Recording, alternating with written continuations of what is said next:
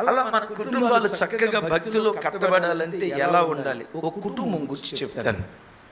జత జత అన్ని జతలు చెప్పాలంటే చాలా టైం అయిపోద్ది. ఒక జత గురించి చెప్తాను. ఫస్ట్ జత చెప్పే కదా, అబ్రహాము లోతు.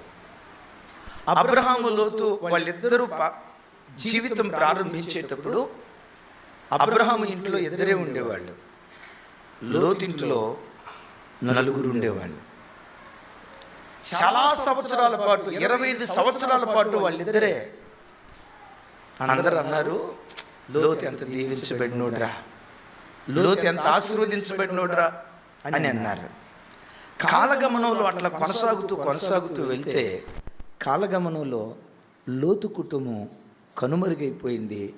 అబ్రహాం ఒక్కడు ఒక దేశంగా ఆవిర్భవించాడు. అంతేనా?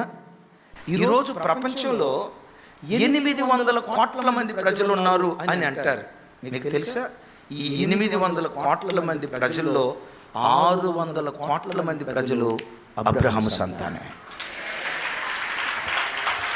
ఒక్కడు ప్రపంచం అయిపోయాడన్న, దేశం కాదు, ఒక్కడు ప్రపంచం అయిపోయాడు. ఇంట్లో నలుగురు అబ్బో పెద్ద కుటుంబం అనుకున్న వాళ్ళు కాలగర్భంలో కలిసిపోయారు. ఒక్కడు ప్రపంచం అవటమే కాదు, అసలు పరిశుద్ధ గ్రంథమైన బైబిల్లో క్రొత్త నిబంధన ఉంది కదా, ఒకసారి నా వైపు చూడండి, టకమని సమాధానం చెప్పండి. క్రొత్త నిబంధన బైబిల్ మొట్టమొదట రాయబడిన అక్షరాలు ఏంటి చెప్పండి? ఎవరి పేరుతో స్టార్ట్ చేశాడు? న్యూ టెస్టమెంట్ అబ్రహాము పేరుతో ప్రారంభించబడింది. చూసారా?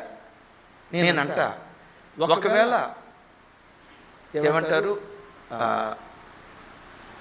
ఆ వంశావళి ప్రారంభించాల్సి వచ్చినప్పుడు ప్రారంభిస్తే ఆదాము దగ్గర నుంచి ప్రారంభించాలి. లేదు, ఆదాము కాలపు తరం నోవహు కాలంలో కనుమరుగైపోయింది కాబట్టి వెరీ నెక్స్ట్ ఎక్కడి నుంచి స్టార్ట్ చేయాలి? నోవహు నుంచి స్టార్ట్ చేయాలి. సరిగ్గా ఆన్సర్ దొరికింది.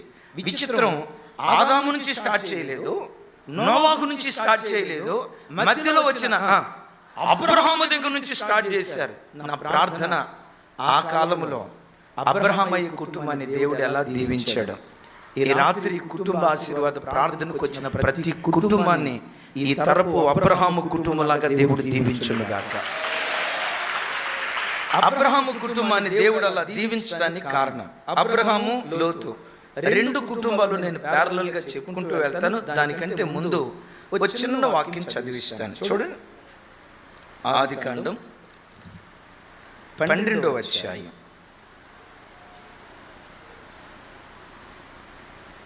8వ వచనం. ఎవరైనా చదవండి.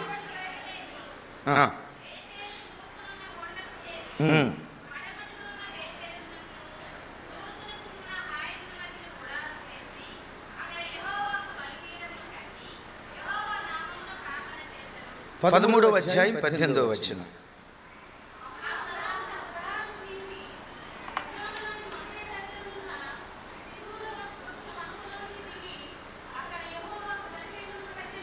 చాలు. హల్లెలూయా. చూడండి, 12వ అధ్యాయంలో 13వ అధ్యాయంలో వ్రాయబడిన విషయాల్లో కామన్గా ఒక మాట ఉంది.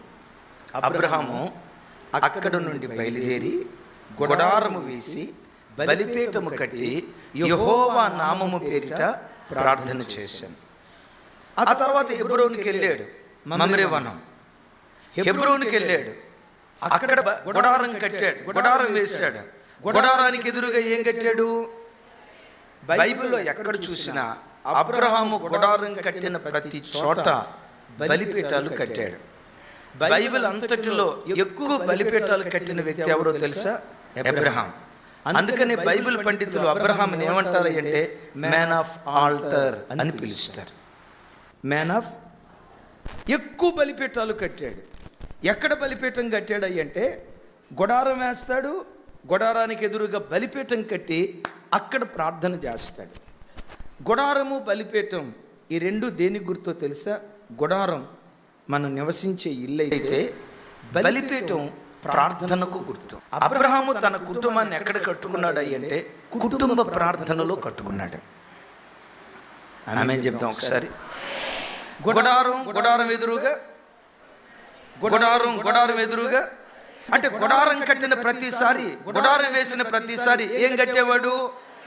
బలిపీఠం ప్రార్థనకు గుర్తయితే, గుడారం కుటుంబానికి గుర్తయితే, ప్రతి క్రైస్తవ కుటుంబ ప్రార్థన జరిగించేదై ఉండాలి. సూర్యుడు పడమట అస్తమిస్తాడు అనేది ఎంత ఖచ్చితమో, ప్రతి రాత్రి క్రైస్తవ కుటుంబంలో కుటుంబ ప్రార్థనలు జరగాలి. సూర్యుడు తూర్పు దిక్కున ఉదయిస్తాడు అనేది ఎంత వాస్తవమో, సూర్యుడు ఉదయించక మునిపే ప్రతి క్రైస్తవ తల్లి పడకల మీద నుంచి లేచి అరుణోదయపు దినాన దేవునికి కంఠధ్వని వినిపించాలి. నేను రోజు ఎర్లీ మార్నింగ్ మెసేజ్లో చెప్తా కదా, మన జీవన తొలి సంధ్య దేవునితో ఆరంభించాలి, మన జీవన మలి సంధ్య దేవునితో ముగించబడాలి. మిమ్మల్ని కృంగదీయాలని కాదు, మీ అన్నగా, మీ తమ్ముడుగా, మీ కొడుకుగా, మీ తండ్రిగా ఓ మాట అడుగుతాను. ఏ కుటుంబ ప్రార్థన జరుగుతుంది? కుటుంబ ప్రార్థన జరిగించుకునే కుటుంబాలు చేతులెత్తండి.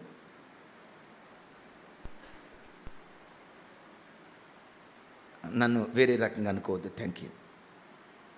అంటే 1000 మంది ఉన్నారంటే కుటుంబ ప్రార్థన ఎన్ని కుటుంబాల్లో జరుగుతుందో అంటే 200 కంటే ఎక్కువ చేతి లేదు. అందుకే మన కుటుంబాలు సరిగ్గా కట్టబడలేకపోతున్నాయి. కాలగమనంలో మన కుటుంబాలు పతనమైపోవటానికి కారణం ఏంటంటే, ఒకప్పుడు బాగా బ్రతికేమయ్యా, ఒకప్పుడు సంపన్న కుటుంబం అయ్యా, మచిలీపట్నంలో మా ఇంటి పేరు చెప్తే బాబోయ్ వాళ్ళ అనేవాళ్ళయ్యా.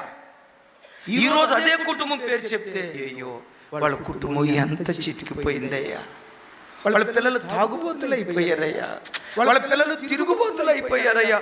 ఒకప్పుడు ఎంత ఘన చరిత్ర ఈ పట్టణంలో ఉండేదో, ఒకప్పుడు గ్రామంలో ఆ కుటుంబానికి ఎంత ఘన చరిత్ర ఉండేదో, అంత ఘన చరిత్ర యావత్తు ఈరోజు నీచమైన స్థితికి దిగజారిపోయిందయ్యా అని కొన్ని కుటుంబాలు లోతు కుటుంబాలాగా మిగిలిపోవటానికి, కొన్ని కుటుంబాలు అబ్రహాము కుటుంబంలాగా కనపడటానికి కారణం మరలా చెప్తాను. అబ్రహాము గుడారం వేసిన ప్రతి చోట ఏం కట్టాడు? మిమ్మల్ని అడుగుతా, లోతు గుడారాలు వేశాడా లేదా? లోతు గుడారాలు వేశాడు, మార్చి గుడారాలు వేసినట్లుగా లేఖనాల్లో రాయబడింది. అయితే గుడారాలు వేశాడు కానీ ఎక్కడైనా లోతు తన బ్రతుకులో ఒక్క చోట అయినా బలిపీఠం కట్టాడా? లోతుకు కుటుంబ ప్రార్థన లేదు. నేను అంత పెద్ద మాట అంటున్నందుకు నా మీద కోపగించుకోవద్దు. కుటుంబ ప్రార్థన లేని ప్రతి ఇల్లు ఒక లోతు కుటుంబంలాగా మిగిలిపోతాయి. భార్య, భర్త, పిల్లలు ప్రతిరోజు దేవుని సన్నిధిలో కూర్చొని ఎక్కువసేపు ఏం కాదు, ఓ అర్ధగంట, ఏ కుటుంబాలైతే కలిసి దేవుని సన్నిధిలో ప్రార్థిస్తాయో, ఒక భక్తుడు అంటాడు, కలిసి ప్రార్థించే కుటుంబాలు కలిసి బ్రతకటానికి దేవుడు కృప చూపిస్తాడు. భార్య, భర్త, పిల్లలు ఎవరైతే కలిసి దేవుని సన్నిధిలో ప్రార్థిస్తారో ఆ కుటుంబం కలిసి సంతోషంగా బ్రతకటానికి దేవుడు కృప చూపిస్తాడు.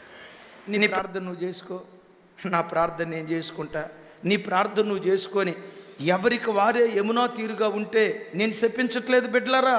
బైబిల్లో చూడండి, లోతు గుడారం వేశాడు కానీ ఆ గుడారంలో ఏమి లేదు.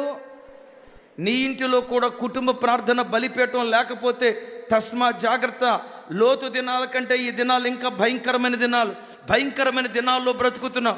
కుటుంబ ప్రార్థన నీ కుటుంబంలో లేకపోతే మన కుటుంబాలు లోతు కుటుంబాలుగా మారిపోయే ప్రమాదం ఉంటుంది, జాగ్రత్త. సరే, అబ్రహాము, లోతు కుటుంబ ప్రార్థన జరిగిన అబ్రహాము కుటుంబం, ఆ ఇంటి వాతావరణం ఎలా ఉంది? కుటుంబ ప్రార్థన లేని లోతు కుటుంబం ఎలా ఉంది చూడండి. 18వ అధ్యాయం ప్రక్కన పెట్టుకోండి. 18వ అధ్యాయం 19వ అధ్యాయం ఈ రెండు ప్యారలల్గా నేను చదువుతాను. థ్యాంక్ యూ మా. మొదటి వచనం చదువు తల్లి.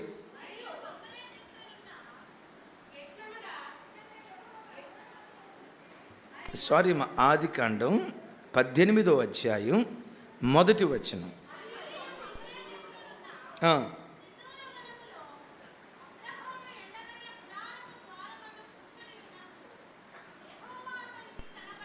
పంతొమ్మిదవ అధ్యాయం మొదటి వచనం.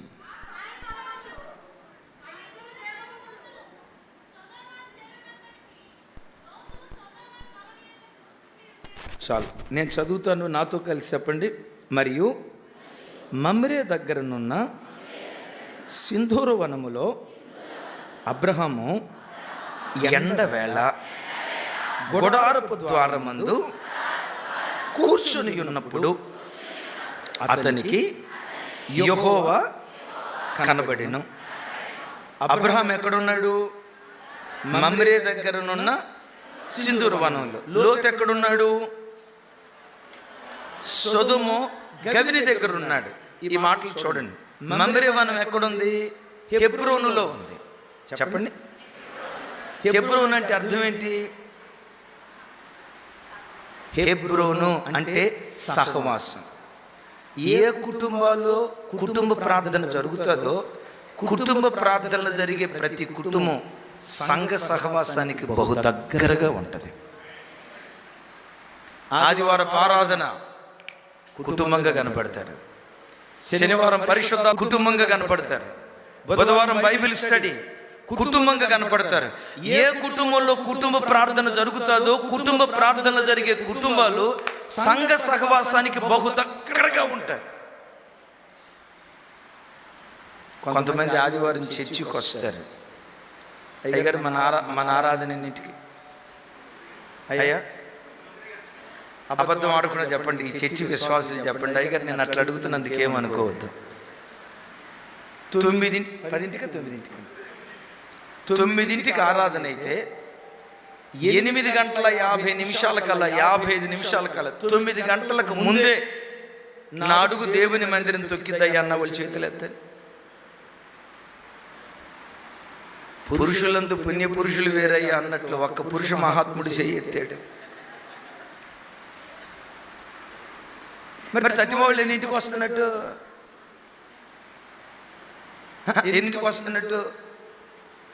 యేసన్న గారు చెప్పారు ఒకసారి, ఆరాధన అంతా అయిపోయేటప్పుడు పాస్టర్ గారు ఆశీర్వాదం ఇస్తాడు కదా, 12ంటికి వచ్చాడట భక్తుడు. ఎరా 12ంటికి వచ్చావు, దేవుని ఆశీర్వాదాలు పోతారా నీకంటే? వీడు అన్నాడంట, ఆశీర్వాదం ఇచ్చేటప్పుడే నేను మందిరానికి వస్తే ఇంకా ఆశీర్వాదాలు ఎక్కడికి పోతాయి గారు అన్నాడంట. 9ంటికి ఆరాధన అయితే నువ్వు 9:30కు వస్తున్నావు. 9ంటికి డ్యూటీ అయితే సోమవారం నుంచి శనివారం వరకు డ్యూటీకి ఎన్నింటికి వెళ్తారు? డ్యూటీకి ఎన్నింటికి వెళ్తారు? 9:30కా, 10ంటికా, 11ంటికా? మీరు ఎంత భక్తి కలిగిన వాళ్ళు ఇప్పుడు చెప్తాను, నాకు సమాధానం చెప్పండి. డ్యూటీ గొప్పదా, దేవుని మందిరం గొప్పదా? ఇది మన భక్తి. దేవుని మందిరం గొప్పదని చెప్పారు కదా, మరి దేవుని మందిరానికి ఆలస్యంగా వస్తున్నామంటే దీని అర్థం ఏంటి? చెప్పటం ఏది గొప్పదని చెప్పారే గారు? మా చర్చిలో ఒకడు ఉన్నాడు, ప్రతి శనివారం ఉపవాస ప్రార్థనకు వస్తాడు. రే ఉపవాసమేనా అంట, అన్న ఉపవాసమేనన్నా, ఉపవాసమేనా అంట, ఉపవాసమేనా అన్న అంటాడు. ఏమన్నా తిన్నావంటే 3 ప్లేట్లు ఇడ్లీ తిన్నానన్నా అంటాడు. నేను చాలాసార్లు లైవ్లో కూడా చెప్పే ఇది. వాడు ప్రతి శనివారం ఉపవాస ప్రార్థనకు వస్తాడు. రే ఉపవాసం అంటే ఉపవాసమేనన్నా, ఏమన్నా తిన్నావా? భోజనం చేశానన్నా. వాడి భాషలో ఉపవాసం అంటే ఏంటో నాకు అర్థం కాల. ఇప్పుడు మిమ్మల్ని అడుగుతా, ఉద్యోగ స్థలం గొప్పదా, దేవుని మందిరం గొప్పదా? మరి దేవుని మందిరం గొప్పదైతే ఉద్యోగానికి 9ంటికంటే 9ంటికి వెళ్తావే, పిల్లలకి 8:30కి స్కూల్ అయితే 8ంటికల్లా స్కూల్ను బయలుదేరిపిస్తావే. వాడు ఎప్పుడైనా నిద్రపోతావంటే నిద్రలో నుంచి లేవకపోతే ఆలస్యం చేస్తే పేట కొట్టి నిద్రపోతాడా, దున్నపోతా, తిండిపోతా, నా కడుపున ఏదో అనండి. ఆడి కరెక్ట్గానే పుట్టాడు. నా కడుపున చెడ పుట్టేవరా, ఎందుకు నా కడుపున పుట్టేవరా అని తిడతావే. నేనంట వాడు ఎప్పుడో ఒకసారి స్కూలుకి లేట్ అయితే పెట్ట కొడతావే. ప్రతి ఆదివారం మందిరానికి ఆలస్యంగా వచ్చి నిన్ను ఎవడు కొట్టాలా? భయం లేని ప్రజలు ఏదో పైకి దేవుని మందిరం గొప్పది, దేవుడు గొప్పోడు అని అంటాం కానీ పెదవులతో మాట్లాడిన మాట హృదయంలో ఉండదు. ఎప్పుడు దేవుని ఎంత ఘనంగా ఇస్తావో నా దేవుడు నిన్నంత ఘనపరచడం ప్రారంభిస్తాడు. జీవితంలో దేవునికి ఎంత విలువిస్తావో నీ దేవుడు నీకు, నీ పిల్లలకు, నీ కుటుంబానికి అంత విలువ ఇవ్వటం ప్రారంభిస్తాడు. యేసయ్యకి మహిమ కలుగును గాక. ఇప్పుడు చెప్పండి, ఎప్పుడు సంఘానికి హెబ్రోనుకి ఎట్లా ఉండాలి? కుటుంబ ప్రార్థన బలిపీఠం కట్టుకున్నటువంటి అబ్రహాం సంఘ సహవాసానికి హెబ్రోనుకు దగ్గరగా, ఇంకోసారి చెప్పండి, సంఘ సహవాసానికి దగ్గరగా ఉంటాడు. బిడ్డలారా, ఒక అద్భుతమైన మాట చెప్తా. ప్రతి క్రైస్తవుడు దేవుని మందిరం అనే ప్రపంచంలో బ్రతికేవాడై ఉండాలి. ఆమేన్ చెప్పండి ఒకసారి. నేను ఇప్పుడు చెప్పిన మాట మామూలు మాట కాదు, అగైన్ చెప్తున్నాను. దేవుని మందిరం అనే ప్రపంచంలో బ్రతకాలి. నేను ఈ మాట చెప్పడానికి పాత నిబంధనలో ఆధారం ఏంటో తెలుసా? పాత నిబంధనలో ప్రత్యక్ష గుడారం ఉంది కదా, తెలుసు కదా అందరికీ. ప్రత్యక్ష గుడారం ఇక్కడ వేస్తే ప్రత్యక్ష గుడారం చుట్టూత ఎవరు గుడారాలు వేసుకున్నారు? ఇటువైపు 3 గోత్రాలు, అటువైపు 3 గోత్రాలు, ఇటువైపు 3 గోత్రాలు, ఎదురు 3 గోత్రాలు. మొత్తం ఎన్ని గోత్రాలు వాళ్ళు? 12 గోత్రాల వారు ఎక్కడ గుడారం వేసుకున్నారు? మందిరం చుట్టూత గుడారం వేసుకున్నారు. ఎక్కడ మందిరం ఉంటే నేను అక్కడ కట్టుకుంటానండి, ఎక్కడ మందిరం ఉంటే నేను అక్కడ కట్టుకుంటానండి అని ఎవరిష్టం వచ్చిన స్థలాల్లో వాళ్ళు కట్టుకోకుండా ప్రత్యక్ష గుడారము చుట్టూత వాళ్ళ గుడారాలు వేసుకున్నారు. దాని అర్థం ఏంటో తెలుసా? మందిరానికి వచ్చే ప్రతి బిడ్డ మందిరాన్ని ఆనుకొని బ్రతికేటువంటి వాడై ఉండాలి. గట్టిగా చెప్తాం ఆమేన్. అయితే ఒక మాట చెప్తా, ఒక తండ్రిగా చెప్తాను, నా మాట అర్థం చేసుకోండి. మీరు మందిరానికి వచ్చినప్పుడు మందిరంలో నుంచి దేవుని వాక్యాన్ని మోసుకొని వెళ్ళండి. చెత్త మోసుకొని వెళ్ళొద్దు, పనికి మాలిన విషయాలు మోసుకొని వెళ్ళొద్దు.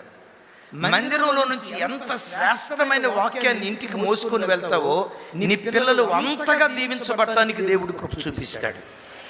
సో నేను అవన్నీ రెఫరెన్స్లు చూపించలేను, కానీ ఎలియాజరు రెబెకాను తీసుకురావడానికి వెళ్ళేటప్పుడు అబ్రహాము ఇంటిలో నుండి శ్రేష్టమైన పదార్థాలను తీసుకెళ్ళాడట. ఒకసారి చెప్పండి,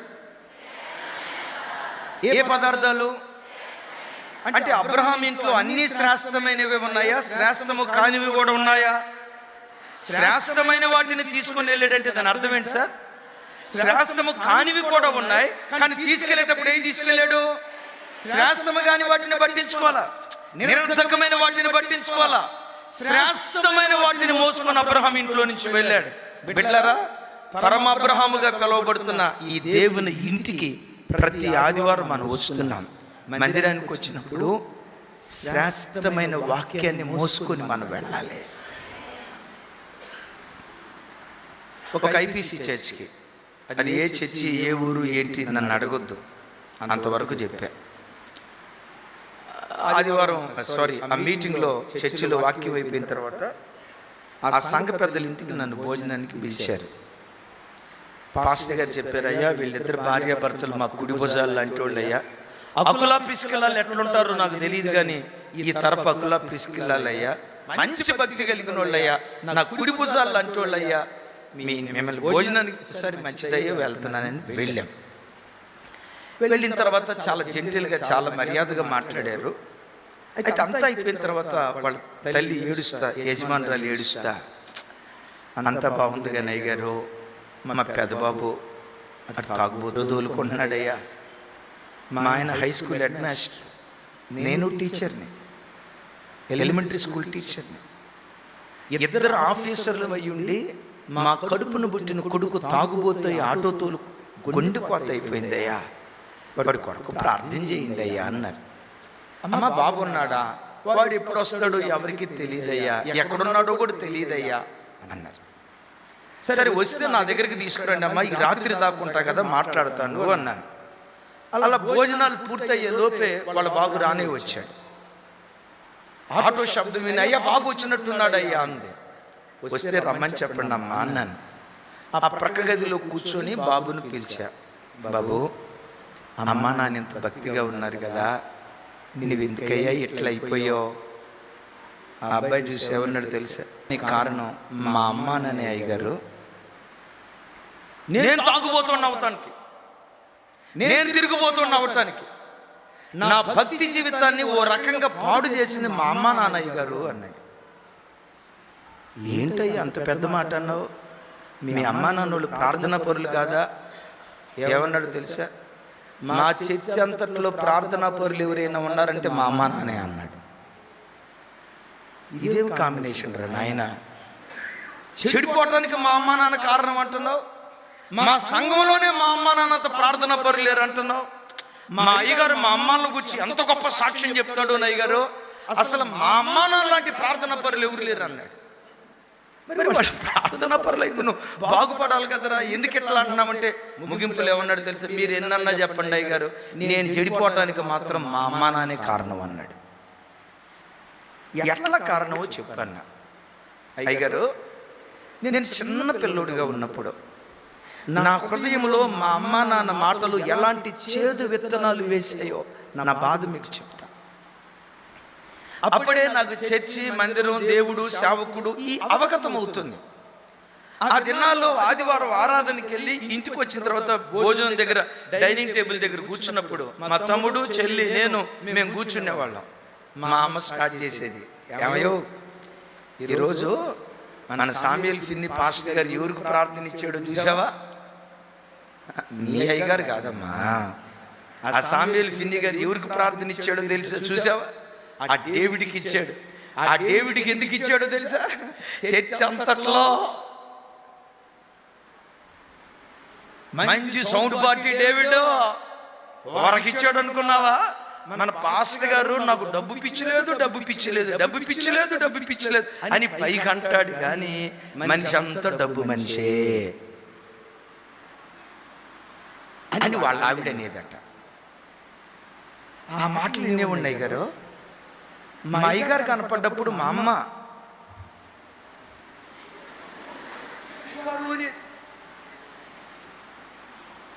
ఇప్పుడేమో ఆయన అంత డబ్బు మనిషి అంటుంది ఏంటి? నాకు అర్థమయ్యేది కాదు. మా నాన్న తక్కువ తిన్నాడా? రెంతకు తగ్గ బంత అనండి, జాడికి తగ్గ మూత అనండి. మా నాన్న సన్నాయి అందుకునేవాడు. ఏమందుకునేవాడు తెలుసా? పిచ్చిదానా, నువ్వు అదే చూసావా? మన పాస్టర్ గారు రెగ్యులర్గా పాట ఎవరికి ఇస్తాడు చెప్పు? అదే రమేష్ గారికే ఇస్తాడు కదా. రమేష్ గారికి ఎందుకు ఇస్తాడో తెలుసా? పాస్టర్ గారు 3, అజయ్ గారు కూడా 3 అంటే ఏంటి నన్ను అడగొద్దు, నీకు తెలియందా? పాస్టర్ గారు నా కులమే లేదంటాడు. మనమంతా క్రీస్తు యేసునందు ఏదో చెప్పండి, క్రీస్తు యేసునందు ఒక్కటై ఉన్నాం అని చెప్తాడు. కానీ మన అయ్యగారికి ఉన్నంత కొలపిచ్చి ఇంకొకరికి ఉండదు. అయ్యగారు ఆయనకే పాట ఎందుకు ఇస్తాడంటే రమేష్ 3, సామ్యూయల్ ఫిన్నీ గారు 3 కలిసి. మనకెందుకు విలువ లేదో తెలుసా? మనం 2.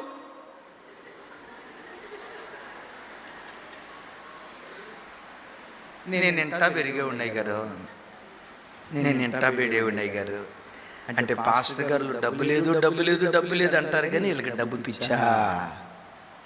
కొలవలేదు అంటారు, కొలపిచ్చా. ఈలోపు మా అమ్మ అందుకునేది, సరేలే ఆ పాస్టర్ గారి సంగతి సరే, పాస్టర్ గారి సంగతి సరే, కానీ మన చర్చికి వచ్చే పలానా సంఘ పెద్ద ఉన్నాడే, వాళ్ళ అమ్మాయి ఏం చేసిందో తెలుసా? ఇక ఆ దరిద్రం నేను మాట్లాడలేను. ఈ మాట్లాడుకునేవాళ్ళయ్యా. చర్చికి వచ్చే ప్రజలు పైకి భక్తిగా కనపడినట్లుగా ఉంటారు, కానీ జీవితం రోత బ్రతుకులు అన్న చేదైన విత్తనం నా మనసులో పడిందయ్యా.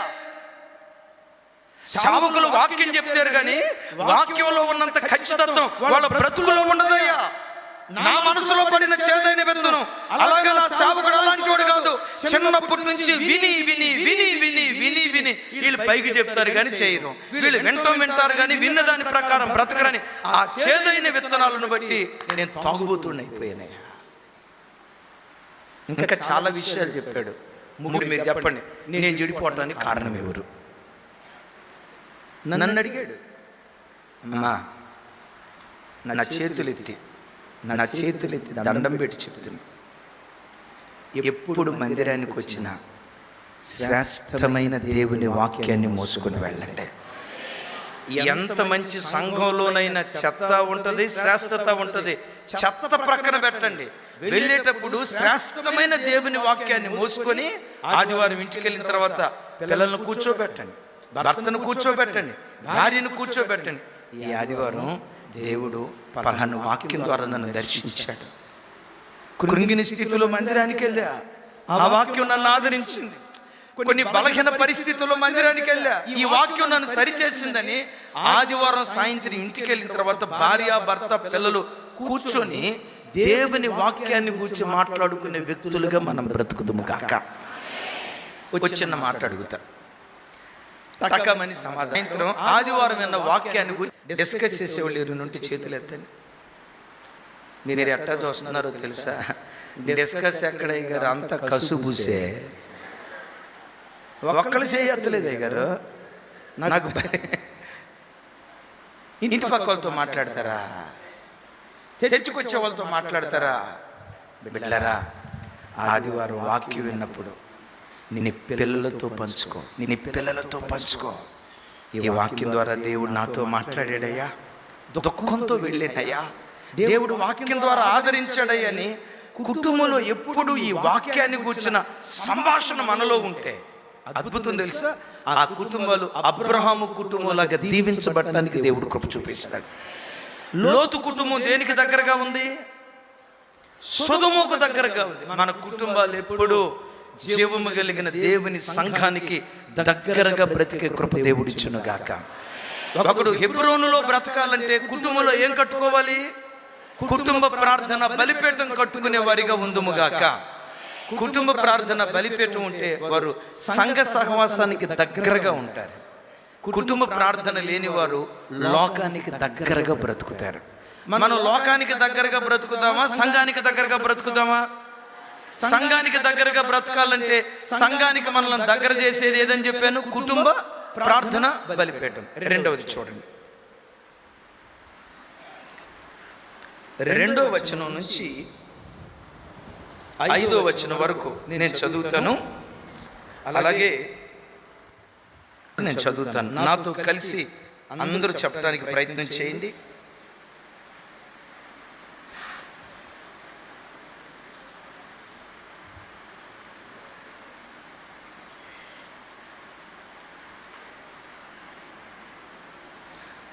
పద్దెనిమిదవ అధ్యాయం 2 అతడు కన్నులెత్తి చూచినప్పుడు 3 మనుషులు అతని ఎదుట నిలువబడి ఉండిరి. అతడు వారిని చూచి గుడారపు వాకిట నుండి వారిని ఎదుర్కొనుటకు పరిగెత్తి నేల మట్టుకు వంగి, ప్రభువా, నీ కటాక్షము నా మీదనున్న ఎడల ఇప్పుడు నీ దాసుని దాటిపోవద్దు. నేను కొంచెము నీళ్లు తెప్పించెదను, దయచేసి కాళ్ళు కడుగుకొని ఈ చెట్టు క్రింద అలసట తీర్చుకొనుడి. కొంచెము ఆహారము తెచ్చెదను, మీ ప్రాణములను బలపరుచుకొనుడి. తరువాత మీరు వెళ్ళవచ్చును. ఇందు నిమిత్తము గదా మీ దాసుని యొద్దకు వచ్చిదిరనెను. వారు నీవు చెప్పినట్లు చేయుమనగా వారు నీవు చెప్పినట్లు చేయుమనగా. రైట్. 19వ అధ్యాయం మొదటి 3 వచనాలు.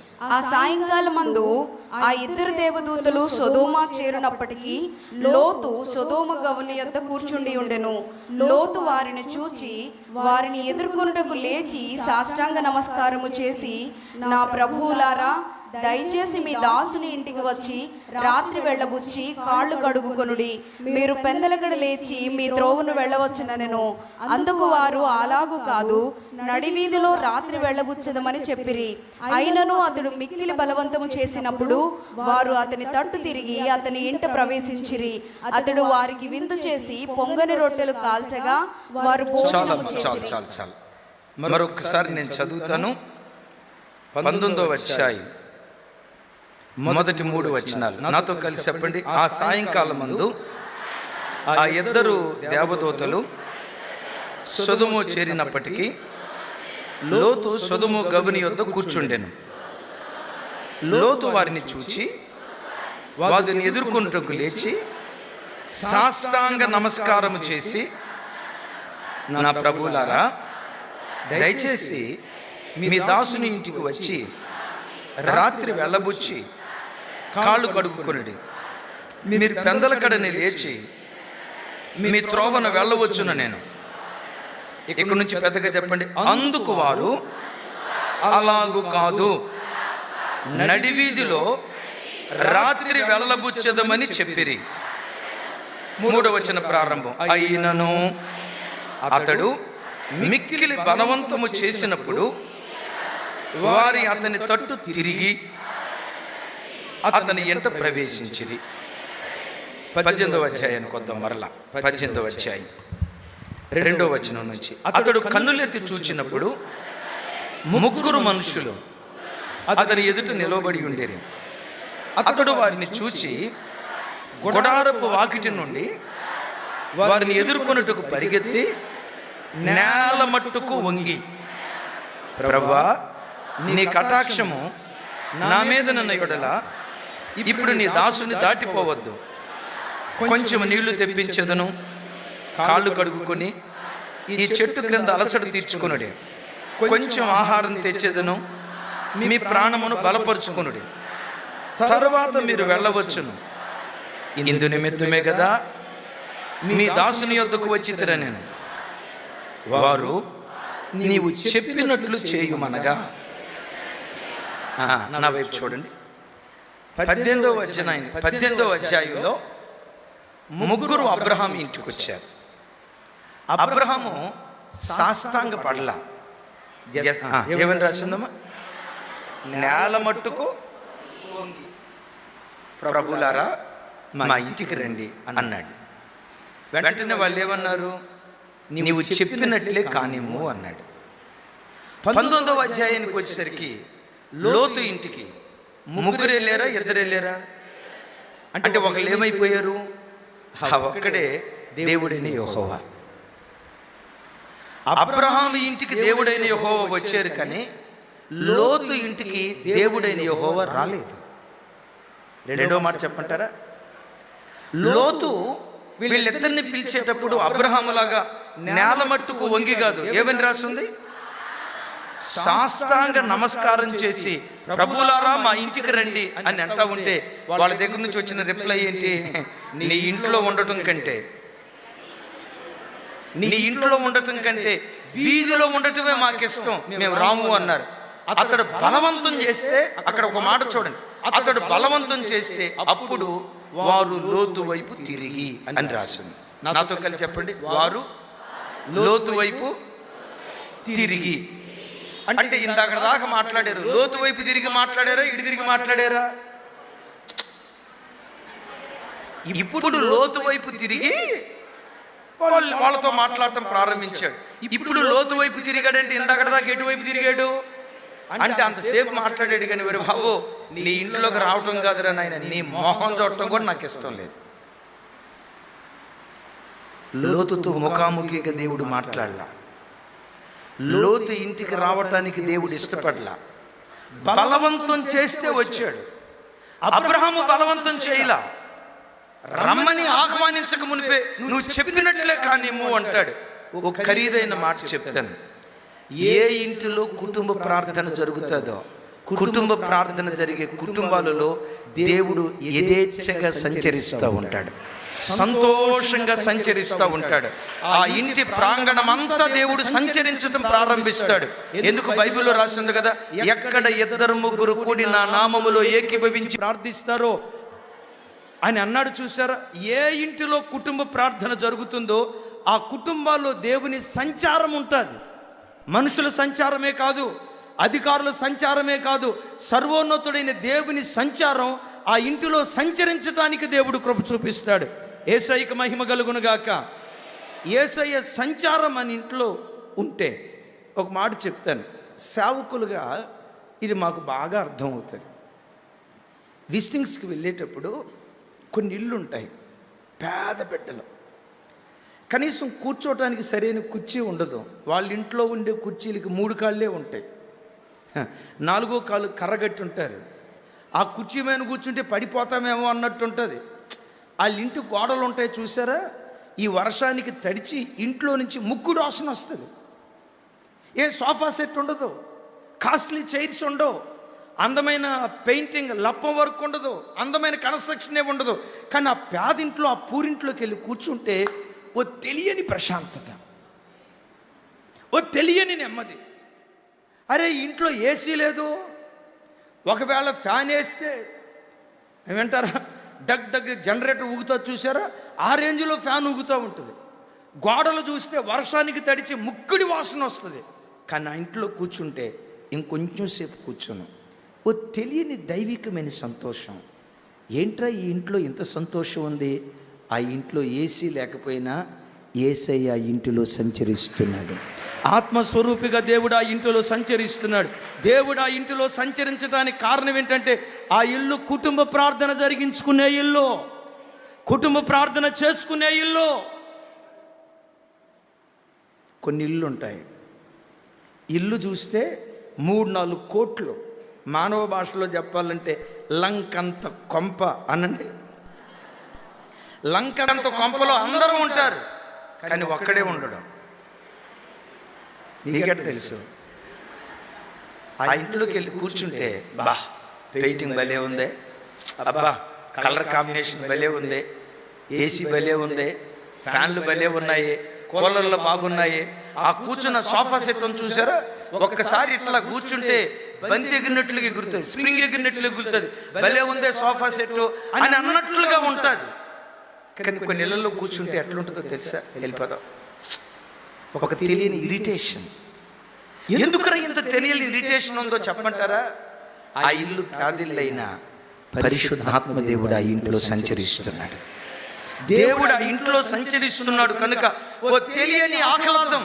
నా ప్రభు పిల్లరా, నీ ఇల్లు ప్రార్థించే ఇల్లు అయితే, ప్రతిరోజు కుటుంబ ప్రార్థన జరిగించుకునే ఇల్లు అయితే, ప్రతి రాత్రి వేళ భార్య భర్త పిల్లలు ఓ చోట కూర్చొని కుటుంబారాధన జరిగించుకునే ఇల్లు అయితే, ఆ ఇంటిలో దేవుడు సంతోషంగా సంచరించడం ప్రారంభిస్తాడు.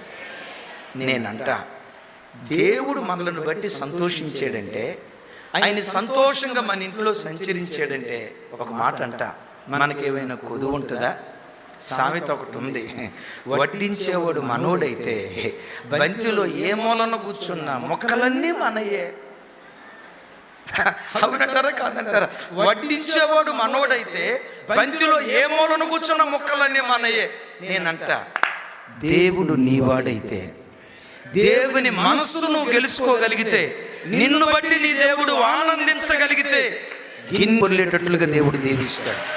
శిథిలాలలో నుంచి దేవుడు లేవనెత్తడం ప్రారంభిస్తాడు. ప్రగారిన కుటుంబం, తృణీకరించబడిన కుటుంబాన్ని ప్రజలన్నా, ఆ తృణీకరించబడిన కుటుంబాన్ని రాగల కాలంలో మూలకు తలరాయిగా దేవుడు మార్చడం ప్రారంభిస్తాడు. మాట ఉంది, రెఫరెన్స్లో ఎన్ని చెప్పడానికి కాదు, కానీ సంఖ్యాకాండంలో యెహోవా మీ యందు ఆదేశమును మీకు ఇచ్చుదును అంటాడు. అనండి ఒకసారి.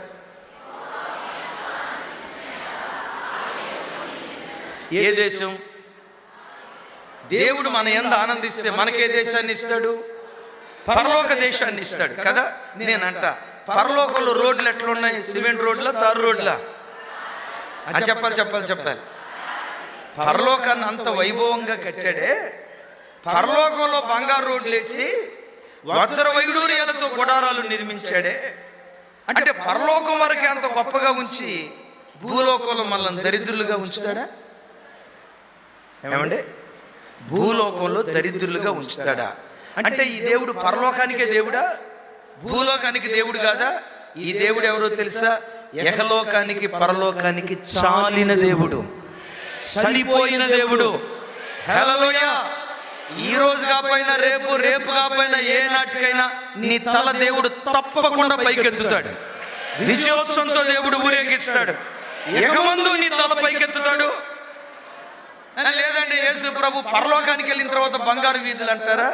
సామెత ఒకటి ఉంది, ఉట్టికి ఎగరలేనమ్మా. చెప్పాలి, ఉట్టికి ఎగిరేదైతే స్వర్గానికి కూడా ఎగరొచ్చులే అనుకోవచ్చు. వైఎస్ రాజశేఖర రెడ్డి గారి ఫేవరెట్ డైలాగ్ ఒకటి ఉంది, అమ్మకు అన్నం పెట్టలేనోడు, నీకు తెలియని మాటలయ్యే, అమ్మ బంగారు గాజులు చేపిస్తానన్నాడట. ఈ దేవుడు ఎవరో తెలుసా? అమ్మకి అన్నం పెడతాడు, పిండికి బంగారు గాజులు చేయిస్తాడు, ఉట్టికి ఎగిరేటట్లు చేస్తాడు. చెప్పాలి, ఉట్టికి ఎగిరేటట్లు చేస్తాడు. స్వర్గానికి ఏకమందు పరమందు చాలిన దేవుడి దేవుడు. ఒక అద్భుతం. 18వ అధ్యాయంలో అబ్రహాం ఇంటికి వచ్చాడు, సంతోషంగా వచ్చాడు. ఎందుకు సంతోషంగా వచ్చాడు? వాళ్ళు పెట్టిన స్వీట్లు కాదు, హాట్లు కాదు, కేకులు కాదు, జూనియర్ హార్లిక్స్, సీనియర్ హార్లిక్స్, బోర్నవేట గెర్నవేట ఈ ఇచ్చినందుకు కాదు. ఆ ఇల్లు కుటుంబ ప్రార్థన జరిగించుకునే ఇల్లు. 18వ అధ్యాయ ప్రారంభంలో అబ్రహాం ఇంట్లో ఒక కొరత ఉంది. సంతోషంగా అడుగు పెట్టాడు కదా, ఆ కొరత దేవుడు తీర్చేశాడు. నా చేతులెత్తి మిమ్మల్ని దీవిస్తున్నా. ఇది కుటుంబ ఆశీర్వాద ప్రార్థనకు వచ్చేటప్పుడు మీ కుటుంబంలో ఏ కొరత ఉందో నాకు తెలియదు. ఒకవేళ అబ్రహాము కుటుంబంలో ఉన్నట్లుగా సంతానం కొరత ఉందా, యేసు నామం పేరిట ఇదే సంవత్సరం మోయబడిన గర్భాలు నా దేవుడు తెరుచునుగాక.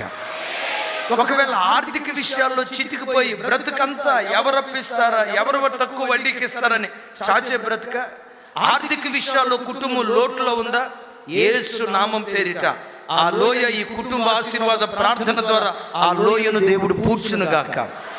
ఎక్కడ నీ చేయి చాచే చేయిగా ఉందో అక్కడే ఇచ్చే చేయిగా దేవుడు బలపరచునుగాక. అయితే దేవుడు ఆ కార్యం చేయాలంటే చెప్పండి మన కుటుంబాల్లో ఏం జరగాలి? గొడవరానికి ఎదురుగా ఏం కట్టుకోవాలి? మరోసారి, గొడవరానికి ఎదురుగా ఏం కట్టుకోవాలి? కుటుంబ ప్రార్థన బలిపీఠం కట్టుకుంటానని తీర్మానం చేసుకో. సంవత్సరం తిరగక మునిపే నీ ఇంటిలో ఉన్న లోయను దేవుడు పూడ్చునుగాక, ఆ కొదువలు దేవుడు తీర్చునుగాక. యేసయ్యకే మహిమ కలుగునుగాక. రైట్. మూడవది చూడండి, కుటుంబ ప్రార్థన జరిగించుకునే ఇంటిలో బంధాలు బాంధవ్యాలు ఎలా ఉన్నాయో ఒక అద్భుతమైన మాట ఇక్కడ మీరు చూడబోతున్నారు. చూడండి, 18వ అధ్యాయం 6-7 వచనాలు. థ్యాంక్ యూ మా.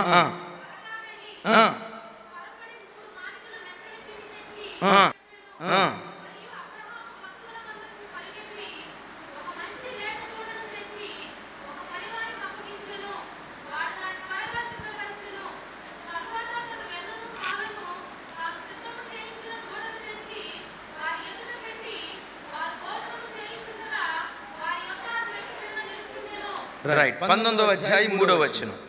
అయినను అతడు మిక్కిలి బలవంతము చేసినప్పుడు వారు అతని తట్టు తిరిగి అతని ఇంట ప్రవేశించిరి. అతడు వారికి విందు చేసి పొంగని రొట్టెలు కాల్చగా వారు భోజనము చేసిరి. ఇక్కడ ఆగుదాం అమ్మా, నాతో కలిసి చెప్పండి. అతడు వారికి విందు చేసి. విందు చేసి అని రాసుందా, విందు చేయించి అని రాసుందా? ఇంకోసారి, విందు చేసి పొంగని రొట్టెలు కాల్చగా వారు భోజనము చేసిరి. నా వైపు చూడండి. అతడు వారికి విందు చేసి. విందు చేశాడా చేయించాడా? రొట్టెలు పిసికింది ఎవరు? ఆహారం సిద్ధపరిచింది ఎవరు? రొట్టెలు కాల్చింది ఎవరు? వడ్డించింది ఎవరు? పాపం లోతుకు భార్య లేదనుకుంటా, ఉందా లేదా? అబ్రహాం ఇంట్లో ఏం జరిగింది? అబ్రహాము త్వరగా పరిగెత్తి శారమతో చెప్తాడు, శారమ ఇదిగో గోధుమ పిండి తీసుకొచ్చి రొట్టెలు తయారు చేయి అని చెప్పాడు. అటు పనివాడి దగ్గరికి వెళ్ళాడు.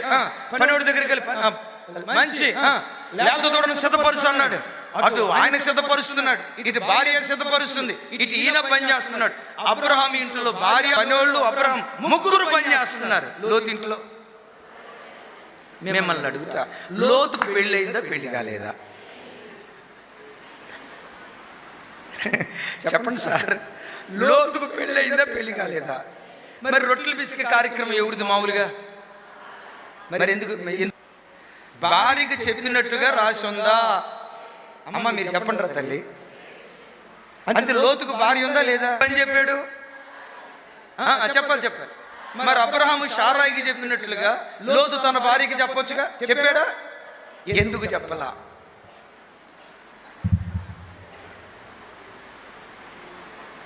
మీరు ఆగండి అమ్మ, మీరు చెప్పండి రా తల్లి, ఎందుకు చెప్పలా? అక్క థ్యాంక్ యూ అక్క. అక్క ఏం చెప్తుందంటే, మాటందో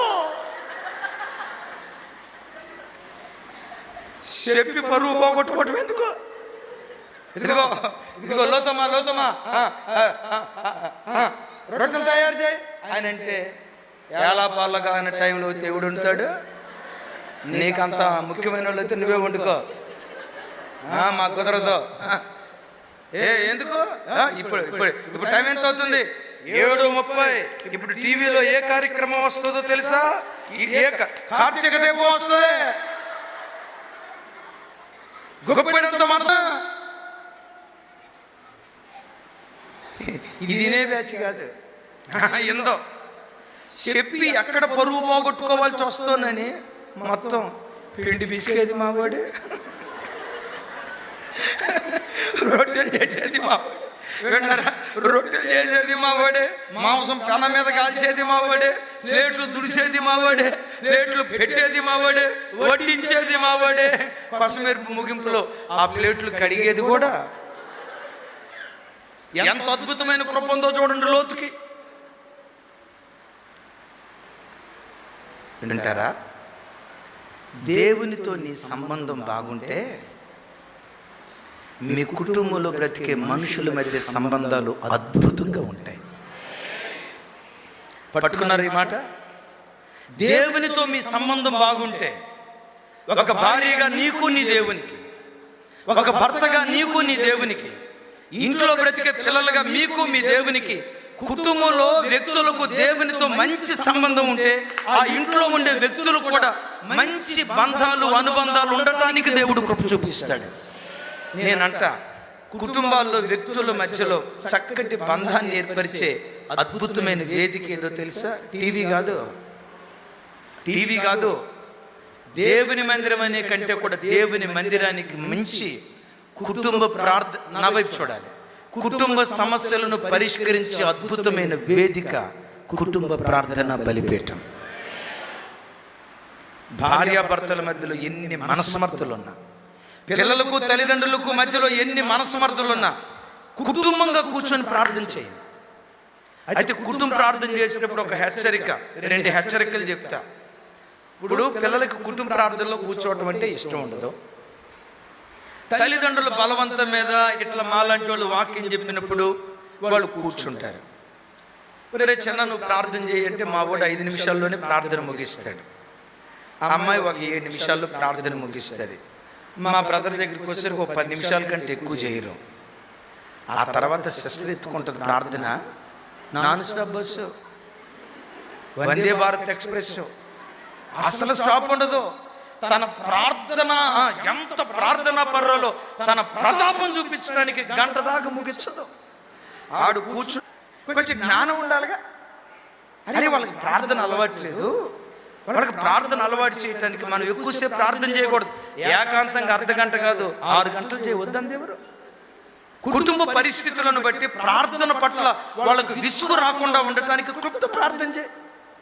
ఒక అర్ధ గంటలో 30 గంటలో లేదా అవకాశం ఉంటే ఖాళీ అనుకుంటే గంటలో ముగించండి.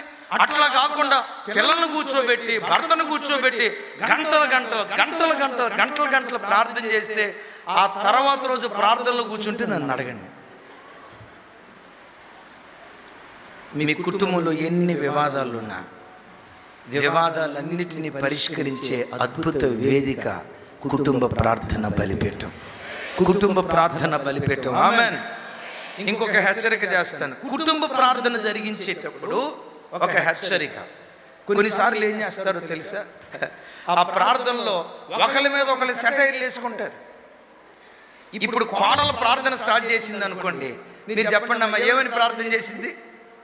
అదిగో చెప్తున్నారు, మా అత్తను మార్చు నాయన, మాతో కోపం ఎక్కువ ప్రభువా, మాతో కోపం తీసే ప్రభువా, ప్రభువా ఎంతకాలం అయ్యా, ఎంతకాలం యేసు నామములో మాతను మార్చినందుకు నీకు స్తోత్రం కలుగును గాక, మాతను మార్చినందుకు స్తోత్రం. మా ఆడపడుచు అస్సలు మంచిది కాదయ్యా, మార్చు నాయన, ఇప్పుడే నువ్వు మార్చినందుకు నీకు స్తోత్రం కలుగును గాక, యేసు నామములో అడుగుతున్నాము తండ్రి, ఆమేనా. ఎవరు ఏకీపించరు. ఆ ప్రార్థన ముగించే లోపు చూడండి ఇక అత్తెత్తుకుంటూ. కొంచెం ఘాటుగా చెప్పమంటారా, తేలిగ్గా చెప్పమంటారా? మీరు అన్నారు కాబట్టి చెప్తున్నా. మీకు ఎవరికైనా కోపం వస్తే మిమ్మల్ని మీరు తిట్టుకోండి, ఎందుకంటే మీరు చెప్పండి. మీరు కొన్ని ఇళ్లలో ఆడపెత్తనాలు ఉంటాయి, అంతే సంగతులు చెత్తగించాలి. ఇట్లాగే పాలకొల్లు ఒక ప్రాంతానికి వెళ్తే అక్క మధ్యరాత్రి వాళ్ళ ఇంటికి ప్రార్థన చేయడానికి తీసుకెళ్ళింది నన్ను. వాళ్ళ పాస్టర్ గారితో కలిసి, అమ్మ ఇంత రాత్రిపూట రాకూడదు. లేదయ్య గారు, మీరు రావాలి అయ్య గారు, మా ఆయన కొరకు ప్రార్థన చేయాలి అయ్య గారు. నిద్రపోయేవాడిని లేపుతా ఏమందో తెలుసా, మనిషి నిలవబడితే ఎవడే సామ్యుల్ ఫిన్ని గారు ఏం పనికి వస్తారు, రాజా గారు ఏం పనికి వస్తారు, మా రాజు గారు ఏం పనికి వస్తారు.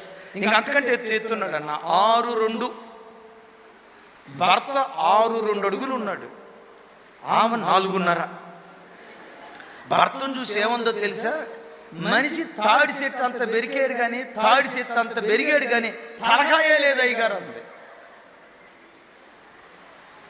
నేను మనసులో అనుకున్నానమ్మా, నువ్వు చెప్పింది నిజమేనమ్మా, వాడికి తలకాయ లేదు. ఆడికే కనుక తలకాయ ఉంటే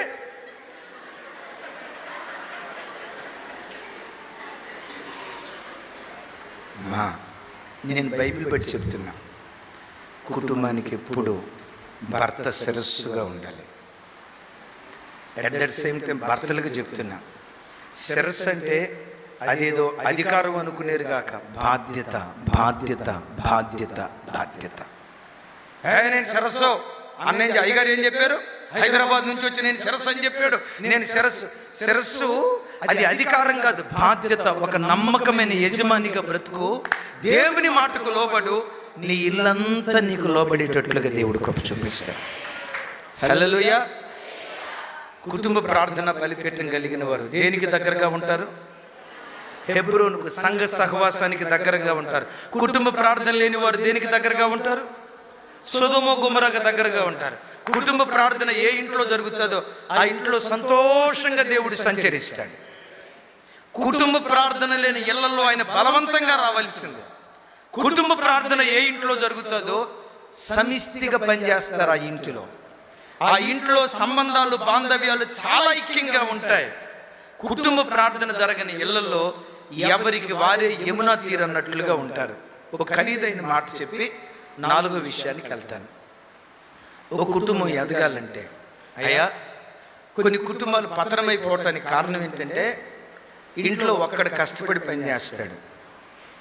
ఆ ఒక్కడి కష్టార్జిత మీద ఇంట్లో 5గురు బ్రతుకుతారు. పెద్ద కొడుకు 30 సంవత్సరాల వయసు వచ్చి ఉంటుంది. 30 సంవత్సరాల వయసు వచ్చిన తర్వాత కూడా నాన్న దగ్గరికి వెళ్ళి ఏమంటాడు తెలుసా, పెట్రోల్కి డబ్బులు,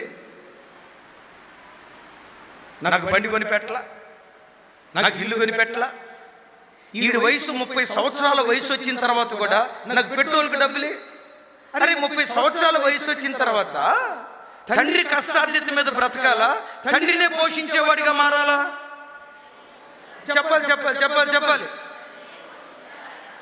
మీకు ఒక మాట చెప్తాను. మర్రి చెట్టు అనండి పెద్దగా, ఇంకోసారి వేప చెట్టు అనండి, తాడి చెట్టు అనండి. ఈ మూడిట్లో విస్తారంగా పెరిగే చెట్టు ఏది? ఎందుకు మీరు ఎడ చూస్తున్నారు? అది మర్రి చెట్టు కాబట్టి. అంతేనా? ఎందుకో చెప్పంటారా? తాడి చెట్టు ఉంది, తాడి చెట్టుకి తల్లి వేరు ఉండదు, చిన్న చిన్న పిల్ల వేరు.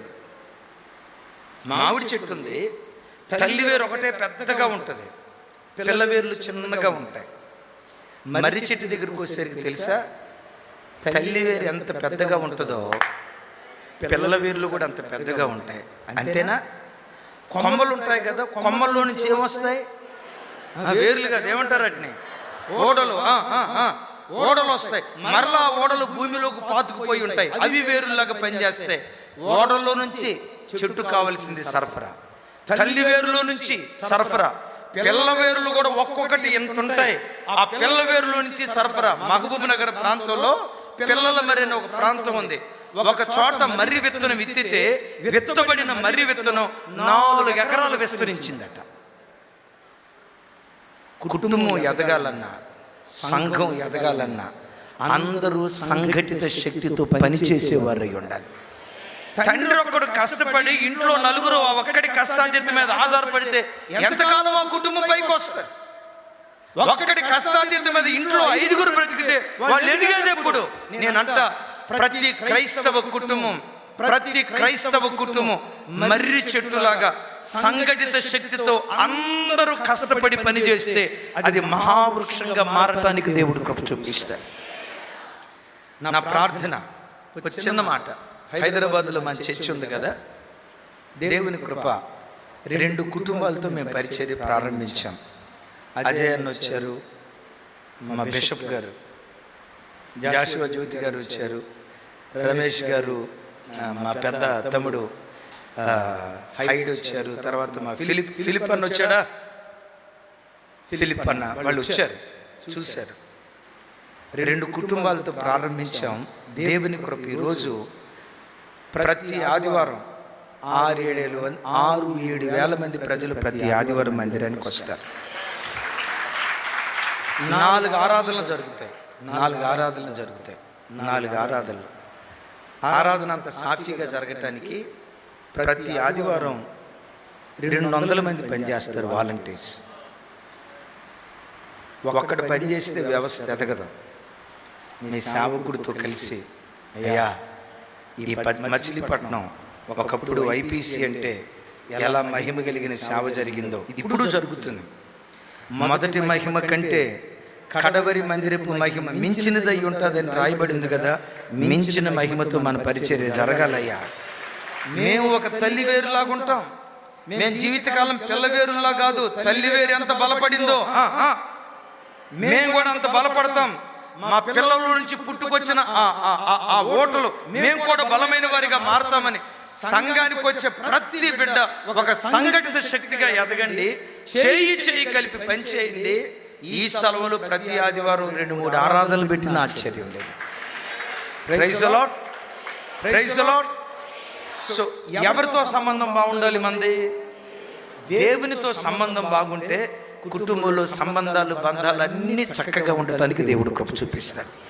4వది, కుటుంబ ప్రార్థన జరిగే కుటుంబాల్లో ఏం జరిగింది చూడండి అన్నమాట. 18వ అధ్యాయం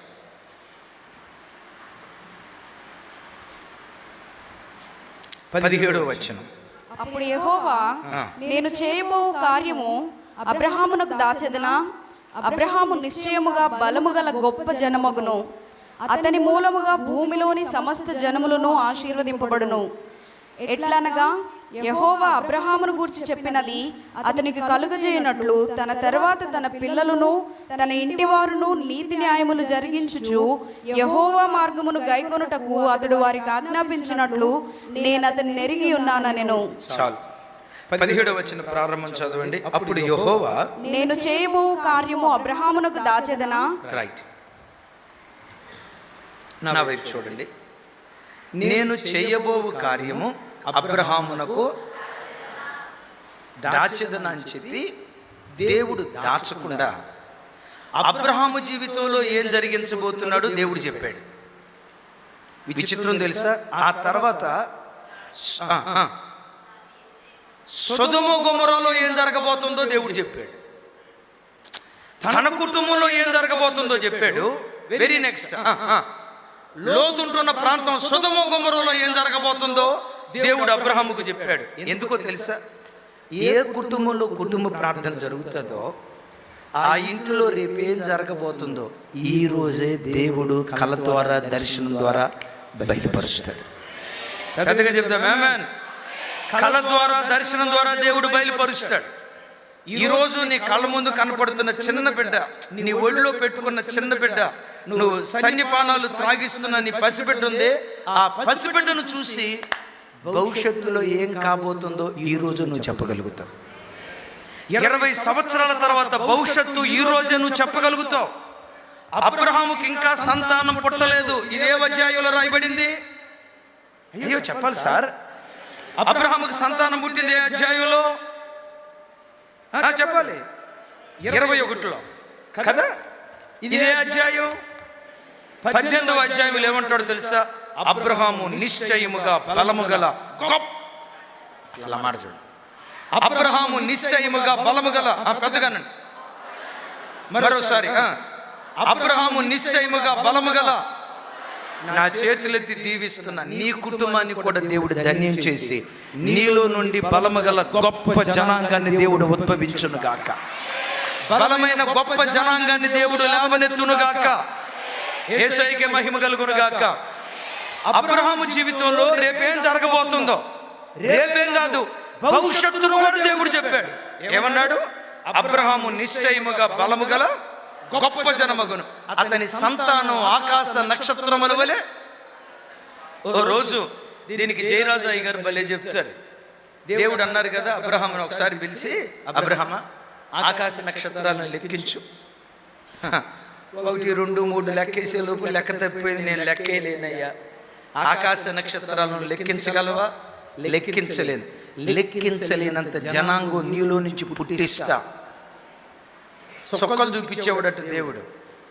శారం వచ్చి అడిగేదట, ఏమయ్యా ఏ ఒక్క నలుసు కూడా పుట్టలేదంటే గుడారంలో నుంచి బయటికి తీసుకొచ్చి చూడు చూడు సొక్కలు చూడు సొక్కలు చూడు అని 24 సంవత్సరాలు సొక్కలు చూపించాడు. సారీ 17 సంవత్సరాలు సొక్కలు చూపించాడట. ఒకరోజు హాగరం వచ్చిందట, సారీ శారం వచ్చిందట, నువ్వు సొక్కలు చూపించింది చాలు కానీ నేనే నీకు ఒక సొక్కు చూపిస్తారా అని హాగరమను చూపించిందట. విన్నారా? అఫ్కోర్స్ దేవుని వాగ్దానం ఆలస్యమైంది. ఇస్సాకు పుట్టాడే, ఇస్సాకులో నుండి యాకోబు వచ్చాడే, యాకోబుల నుండి 12 గోత్రాలు వచ్చారే. ఆ 12 గోత్రాలు ఇశ్రాయేలు దేశమంతా కమ్ముకున్నాయి. యోధాలో నుండి లోకరక్షకుడు యేసుక్రీస్తు వారు ఉద్భవించారు. యేసుక్రీస్తు వారిలో నుండి అబ్రహాము సంతానం ఈ రోజు ప్రపంచమంతా విస్తరించింది. మీరు ఎవరి సంతానం? ఆహా, మీ తాతను చేసుకున్నారు మొత్తానికి కదా. మనం ఎవరి సంతానం? చెప్పాలి. ఇందాక చెప్పే కదా, 800 కోట్ల మంది ప్రజల్లో 600 కోట్ల మంది ప్రజలు అబ్రహాము సంతానమే. వాగ్దానం చేసిన దేవుడు నమ్మదగిన వాడు. విన్నారు ఈ మాట? నిన్ను మిక్కిలి బలము గల గొప్ప జనముగా చేస్తా, ఇది నీ పట్ల నాకున్న ప్రణాళిక అని చెప్పి, నేను చేయబోయేది అబ్రహాముకు దాస్తానా అని చెప్పి ఆ తర్వాత చెప్పాడు, నేను సొదొమ ప్రాంతానికి వెళ్ళబోతున్నాను, దాన్ని గూర్చిన పాపాన్ని గూర్చిన మొర నా సన్నిధికి చేరింది, దాన్ని నేను నాశనం చేయబోతున్నానంటే ఆ తర్వాత అబ్రహాం ఏం చేశాడు? దాని కొరకు దేవుని సన్నిధిలో మొరపెట్టాడు. ఒకసారి చూడండి, తగలబెట్టబోతుంది సొదొమ గొమొర కదా. ఒకవేళ తగలబెట్టబోయేది సొదొమ గొమొర అయితే డైరెక్ట్గా ఎవరికి చెప్పాలి? లోతు జీవితంలో జరగబోయే సంగతి ఎవరికి చెప్పాడు? ఎందుకు అబ్రహాంతో చెప్పాడు తెలుసా? అబ్రహాము కుటుంబ ప్రార్థన బలిపీఠం కట్టుకున్నటువంటి వాడు. పెద్దగా చెప్తామేమే, మీ ఎదుటి చెప్తున్నా, నేనేదో గొప్ప అని కాదు, మా కుటుంబం ఏదో గొప్ప కుటుంబం అని కాదు. తాగుబోతుల వంశావళి, తిరుగుబోతుల వంశావళి, చెడిపోయిన వంశావళి. అలాంటి వంశావళిలో మా నాన్న కూడా ఒకప్పుడు అట్టివాడిగానే బ్రతికేవాడు. వాక్యం చేత పట్టబడి లోకంలో ఉన్నప్పుడు లోకాన్ని ఎంత జురుకున్నాడో, దేవుల్లోకి వచ్చిన తర్వాత అంతకంటే శక్తివంతుడిగా ఈ రోజు వరకు దేవుని దగ్గర బ్రతుకుతున్నాడు. ఆయన వయసు 77 సంవత్సరాలు. ఈ రోజు కూడా రోజుకొచ్చి 5:30 గంటలు ప్రార్థన చేస్తాడు. మా నాన్న 5:30 గంటలు ప్రార్థన చేస్తాడు. 5.5 hours. ఉదయం 1:30 ప్రార్థన చేస్తాడట, మధ్యాహ్నం 2 గంటలు ప్రార్థన చేస్తాడట, సాయంత్రం కుటుంబ ప్రార్థన అయిపోయిన తర్వాత ఇంకొక గంట. ఒక్కొక్క రోజుకి వచ్చి 5:30 గంటలు. ఈ 5:30 గంటల ప్రార్థనలో 77 సంవత్సరాల వయసులో కూడా నిలువు మోకాళ్ళ మీద ఉండి ప్రార్థన చేస్తాడట. అంటే 5:30 గంటలు కాదు, ఓ అర్ధ గంట 30 గంట నిలువు మోకాళ్ళ మీద ఉండి ప్రార్థన చేస్తాడట.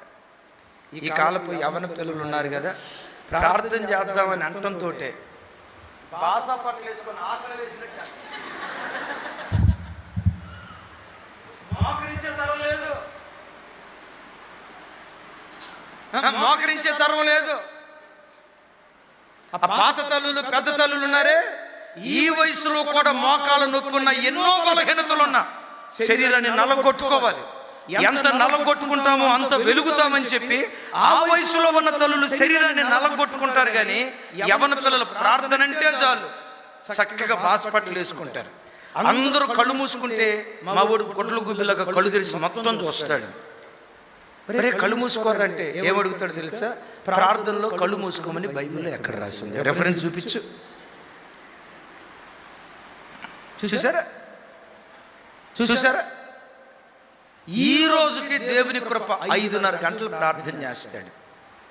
ఆయనకి బైబిల్ ఇస్తే సంవత్సరానికి 2 సంవత్సరాలకి బైబిల్ మార్చాల్సిందే. మొత్తం పేజీలు తిప్పి చదివి 2 సంవత్సరాలకు ఒక బైబిల్ మార్చాల్సిందే. తూర్పు దిక్కున సూర్యుడు ఉదయించడం మర్చిపోతాడేమో కానీ అరుణోదయపు దినాన్ని లేచి మా నాన్న ప్రార్థన చేయటం మర్చిపోడు. పడమటి దిక్కున సూర్యుడు అస్తమించడం మర్చిపోతాడేమో కానీ సాయంత్రం కుటుంబ ప్రార్థన చేసుకోవటం మర్చిపోయేవాడు కాదు.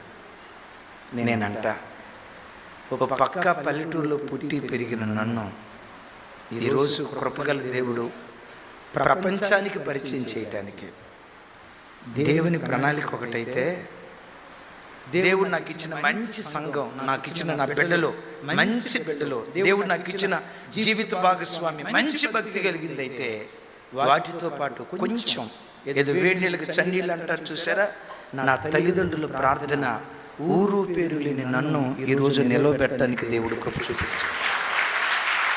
అమ్మా, నా చేతులెత్తి ప్రతి తల్లికి దండం పెట్టి చెప్తున్నా, నీ పిల్లలు కూడా నిన్ను గూర్చి సాక్ష్యం చెప్పాలి. ఈ సాక్ష్యం చెప్పాలి. మా అమ్మ అటు ఇటు నామకార్థంగా బ్రతికేది కాదు, భక్తికి ప్రతిరూపమని నీ కడుపును పుట్టిన పిల్లలు నిన్ను గూర్చి రేపు ఆ సాక్ష్యం చెప్పేటట్లుగా దేవుని సన్నిధిలో బ్రతుకుదురుగాక. నేను మంగళవారం మా దైవ సేవకురాలు యూట్యూబ్లో వాక్యం చెప్తా మా చర్చికి ఒక IRS ఆఫీసర్ వస్తాడు. IRS officer, Indian railway service. ఆయన భార్య అన్ని కుటుంబంలో నుంచి రక్షించబడింది. చిన్నపిల్లలు ఒక 6 నెలల బాబు కూడా ఉన్నాడు. మొన్న మా దగ్గరకు వచ్చారు. మాట్లాడుతా తల్లి ఏముందో తెలుసా, నా పిల్లలకి నేను ఎప్పుడు కన్నీళ్లు విడుస్తూ ప్రార్థించే తల్లిగా నా పిల్లలకు కనపడాలయ్యా. అమ్మా అనే పేరు వాళ్ళు వినటంతో నా కళ్ళల్లో నుంచి జాలువారి కన్నీళ్లు నా పిల్లలకు గుర్తుకు రావాలయ్యా. అలాంటి తల్లిగా నేను ఉండేటట్లుగా నా కొరకు ప్రార్థన చేయండి అయ్యా. భర్త IRS ఆఫీసర్, రైల్వే డిపార్ట్మెంట్లో ఒక గొప్ప ఆఫీసర్. తల్లి అనే పేరు గుర్తుకు రావడంతో నా పిల్లలకి నేను ఎట్లా గుర్తుకు రావాలంటే, మోకాళ్ళు ఉన్న తల్లి, మోకాళ్ళుని ప్రార్థించే తల్లి, కన్నీళ్లు కారుస్తూ ప్రార్థించే ఆ తల్లి గుర్తుకు రావాలి. మా ఇంట్లో రేపేది జరగబోతున్నా మా నాన్న ఈరోజే చెప్పేవాడు. ఎవరైనా గర్భవతులు కాబోతూ ఉంటే ఈ నెలలో దేవుడు గర్భం తెరవబోతున్నాడు అని చెప్పేవాడు. విచిత్రమైన నెలలో గర్భం తెరిచేవాడు. సహజంగా గర్భం దాల్చింది మొదలుకొని మనకుండే టెన్షన్ ఏంటి చెప్పండి? అబ్బాయా చెప్పాలి. అమ్మాయి అయితే మంచిదా, అబ్బాయి అయితే మంచిదా? దేవుని చిత్తంలో ఎవరైతే వాళ్ళండి. ఎప్పుడు కూడా నాకు అబ్బాయే కావాలి, వారసుడే కావాలి. ఎందుకు? పేక విసిగి చంపడానికి వారసుడా? అబ్బాయే కావాలి కాదు. దేవా, నీ చిత్తంలో అబ్బాయినిచ్చినా అమ్మాయినిచ్చినా నీ చిత్తంలో ఉన్న బిడ్డను మాకు ఇవ్వయ్యా. నీ కొరకు పెంచే కృప దయచే. క్రీస్తు యేసునందు స్త్రీ అని పురుషుడని ఇద్దరు నమ్ముతారు ఈ మాట. మరి నీ మాట నమ్మినప్పుడు నాకు అబ్బాయినే ప్రార్థన చేద్దామా మానేద్దామా? మీరు పొరపాటున మానరు. సరే, మీ ఇష్టం, అది వదిలేద్దాం. రైట్, చూడండి, రేపేం జరగబోతుందో ఈ రోజే దేవుడు బయలుపరుస్తాడు. గర్భవతులైతే, రే నాన్న నీ కొడుకు నీ పోతున్నాడు, రే నాన్న నీ కూతురు నీ పోతున్నాడు. డెలివరీ అయితే ఆయన చెప్పినట్టుగానే కొడుకు పుట్టేవాడు, ఆయన చెప్పినట్టుగానే కూతురు పుట్టేది. ఏమిరా ఇట్లా పుడుతున్నారంటే, నేను చేయబోవున్నది అబ్రహామునకు దాచిందనా? కుటుంబ ప్రార్థన బలిపీఠం కట్టుకో. ఒక అద్భుతం. నువ్వు ఇంట్లోనే ఉంటావు, కాలేజీకి వెళ్ళిన చోట నీ కూతురు ఎవరితో తిరుగుతుందో, ఏ అమ్మాయితో తిరుగుతుందో, శ్రద్ధగా పాఠాలు వింటుందో లేదో, ఇంట్లోనే ఉండి సీసీ కెమెరా లాగా ఇట్టే గ్రహించగలిగే ఉన్నత స్థితికి దేవుడు తీసుకొని వెళ్తాడు. చప్పట్లు కొట్టేసా ఇంకో స్తోత్రాలు చెప్దాం. అంటే నీ జీవితంలో జరగబోయేది ఏదైనా నీకు చెప్పిన తర్వాత దేవుడు చేయటం ప్రారంభిస్తాడు. ఎప్పుడైతే కుటుంబ ప్రార్థన బలిపీఠం మన ఇంట్లో ఉంటుందో రేపు జరగబోయేది ఈ రోజే దేవుడు చెప్పడం ప్రారంభిస్తాడు. యేసయ్యకు మహిమ కలుగును గాక. ఓ మాట మిమ్మల్ని అడుగుతా, సొలొమోను పుట్టక మునిపే సొలొమోను మందిరం కడతాడు అని దేవుడు చెప్పాడా లేదా? పెద్దగా చెప్పాలి. ముందే చెప్పాడా లేదా? సొలొమోను పేరు దేవుడు చెప్పాడా లేదా? పేరు చెప్పాడు, మందిరం కడతాడని చెప్పాడు, ఎట్లా పరిపాలన చేస్తాడో చెప్పాడు. అంటే ఈ రోజే 40 సంవత్సరాల భవిష్యత్తు దావీదు ముందుగా తెలుసుకున్నాడు. ఎందుకు వీళ్ళు తెలుసుకున్నారంటే బైబిల్లో దేవుని స్నేహితుడని పిలువబడిన మొట్టమొదటి వ్యక్తి ఎవరు?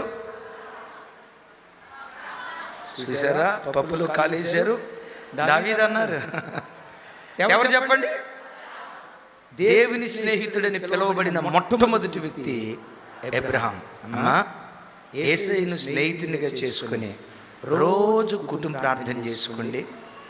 రేపు జరగబోయేది ఈ రోజే దేవుడు బయలుపరచును గాక.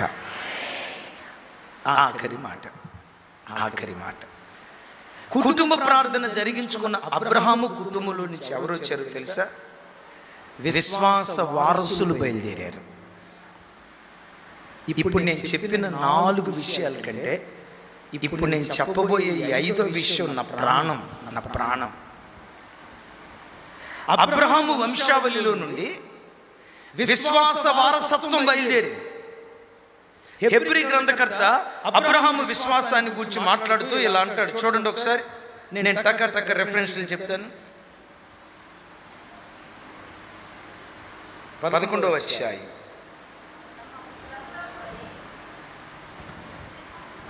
8వ వచనం చదువమ్మా.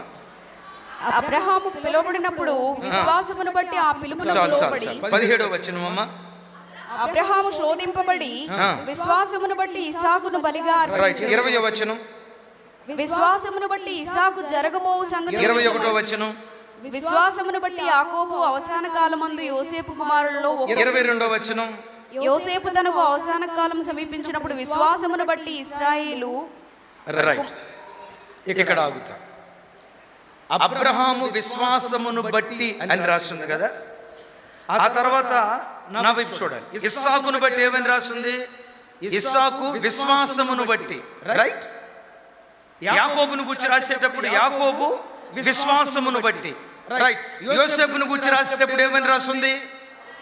అంటే అబ్రహాము ఇంటిలో నుండి విశ్వాస వీరులు పుట్టుకొచ్చారు. పెద్దగా చెప్దాం ఆమేన్. ఆ ఇంట్లో నుంచి ఎవరు పుట్టుకొచ్చారు? అబ్రహాము ఇంటిలో నుండి విశ్వాస వీరులు పుట్టుకొచ్చారు. విశ్వాస వీరులు పుట్టుకురావటానికి కారణం ఏంటో తెలుసా? కుటుంబ ప్రార్థన బలిపీఠం. నేను మిమ్మల్ని అడుగుతా, టకమని చెప్పండి, లోతు ఇంట్లో నుంచి ఎవరు పుట్టుకొచ్చారు? ఏం చెప్తాం సార్? విశ్వాస భ్రష్టులు పుట్టుకొచ్చారు. విశ్వాస వీరులు పుట్టుకురాకపోయారు. ఆ ఇంట్లో నుంచి ఎవరు పుట్టుకొచ్చారంటే విశ్వాస భ్రష్టులు. ఏంటో భ్రష్టత్వం నేను వినటానికి కూడా ఇబ్బంది. ఎందుకు ఇలాంటి కార్యక్రమాలు జరిగాయి? అబ్రహాముతో ఉన్నాడు. అబ్రహాము గుడారాలు కట్టడం చూశాడు, తాను గుడారాలు కట్టుకున్నాడు. అబ్రహాము బలిపీఠాలు కట్టడం చూశాడు, తాను బలిపీఠం కట్టల.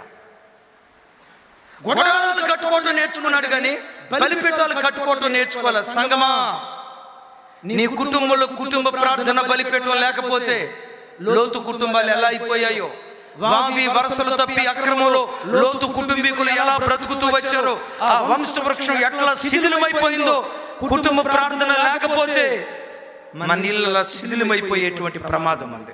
ఇందాక అన్నా కదా, భార్య దగ్గరికి వెళ్ళి రొట్టెలు పిసుకు అని ఎందుకు చెప్పలేదు? పిండి పిసుకలు అని ఎందుకు చెప్పలేదు? మాట వింద కాబట్టి. మాట వినేదో కాదో తెలియటానికి ఇంకొక ఆధారం చూపిస్తాను. వాళ్ళు సొదొమ గొమొర్రాని విడిచిపెట్టేటప్పుడు దేవుడు చెప్పాడు, వెనుదిరిగి చూడొద్దు. ఎవరితో చెప్పాడు? లోతుతో చెప్పాడు. లోతు తన భార్యకి చెప్పుంటాడా లేదా? అరే అందరితో కూడా చెప్పారు. విచిత్రం తెలుసా? ఇదిగమ్మా వెనక చూడొద్దు అని లోతు చెప్పుకుంటాడు. సరేలేండి, నువ్వు చెప్పేది చెప్పుకో, అనండి. చూసారా? కుటుంబ ప్రార్థన లేని కుటుంబంలో నుంచి భ్రష్ట సంతానం అబ్రహాము కుటుంబం దగ్గరికి వస్తా. అబ్రహాము బలిపీఠం కట్టాడు. మీకు తెలుసా? అబ్రహాము కడుపున పుట్టిన ఇస్సాకు అబ్రహాము కంటే శ్రేష్ఠుడు. ఒకసారి అనండి ఆమేనని. అబ్రహాము కంటే శ్రేష్ఠుడు.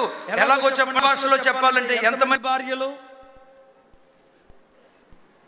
నేను చూపించే కదమ్మా. అబ్రహాముకి ఎంతమంది భార్యలు? 2 భార్యలు, ఆగరు, మొత్తం కలిపితే ఎంతమంది? మరి మా నాన్న 3 అయితే నేనెందుకు తగ్గాల? 2 ఆత్మ ఉండాలి కదా నాకు 6 అని అనాలి. సరే మా నాన్న నేను ఎందుకు తగ్గాల? నేను 3 అయినా పర్వాలేదు అని 3 చేయాలి. కానీ విచిత్రం ఏంటో తెలుసా? పాత నిబంధనలో ఏకపత్ని వ్రతుడు, యేసుక్రీస్తుకు మారు పేరుగా ఉన్నవాడు ఇస్సాకు. అంటే తండ్రి కంటే శక్తివంతుడైపోయాడు. ఎవరిని పెట్టారా? మన అమ్మా నాన్నోళ్ళ తరం అబ్రహాం తరం అయితే మీ తరం ఇస్సాకుల తరం కావాలి. అమ్మా నాన్నోళ్ళకి మనకు దొరికినంత వాక్య సమృద్ధి వాళ్ళకి దొరకలా.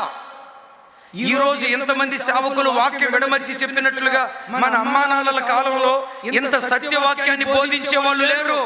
ఆ కొంచెం వాక్యంలో వాళ్ళకి తెలిసినంత కొంత భక్తిగా బ్రతికారు. కొన్ని లోపాలు ఉన్నాయి. తర్వాత తరం ఎలా ఉండాలో తెలుసా? మా అమ్మలో ఈ లోపం ఉంది, మా నాన్నలో ఈ లోపం ఉంది.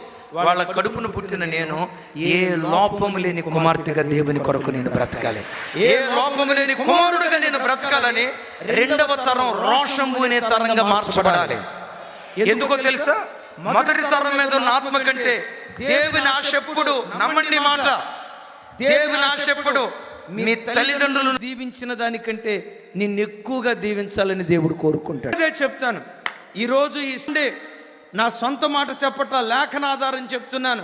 నీ మీద దేవుని ప్రణాళిక ఏంటో తెలుసా? నీ వంశవృక్షంలో ఎవ్వరిని దీవించనంతగా దేవుడు కోరుకుంటున్నాడు. నీ పిల్లలను దీవించాలని దేవుడు కోరుకుంటున్నాడు. తల్లి వంశంలో, తండ్రి వంశంలో ఎవ్వరిని నిలబెట్టనంతగా ఓ ప్రత్యేకమైన కార్యం నీ ద్వారా దేవుడు జరిగించాలనుకుంటున్నాడు. నాన్నను ఆశీర్వదించినట్లుగా నన్ను ఆశీర్వదించాలనుకోలా, అమ్మను ఆశీర్వదించినట్లుగా నన్ను ఆశీర్వదించాలనుకోలా. దేవుని ప్రణాళిక ఏంటో తెలుసా? తరం తర్వాత తరం తన అభిషేకాన్ని రెట్టింపు చేసేవాడు. నాన్నోళ్ళ తరం అబ్రహాము తరం అయితే మన తరం తమ్ముడు సామేల్ ఏదో ఇది ఇస్సాకు తరం అయిపోవాలి. అబ్రహాము బలిపీఠాలు కట్టాడు. ఇప్పుడు ఇస్సాకు గురించి ఏం చెప్తారు చెప్పండి?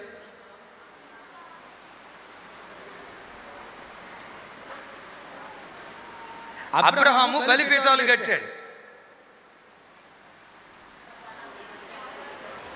ఎస్, అబ్రహాము బలిపీఠం కడితే ఇస్సాకు ఆ బలిపీఠం మీద బలి అవ్వటానికి సిద్ధపడ్డాడు.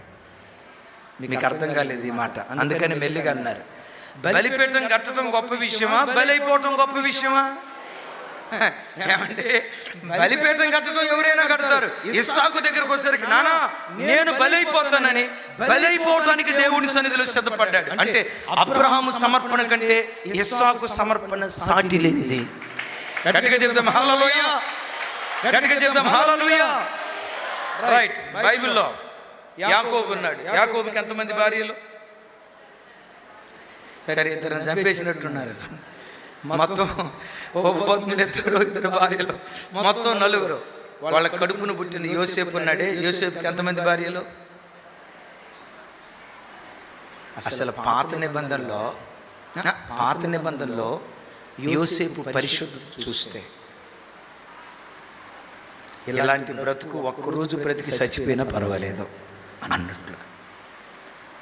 ఇప్పుడు యోసేపు దగ్గరికి వెళ్తా, యోసేపు మీ నాన్నకి ఇది కదా, మరి నువ్వెందుకు తగ్గావు?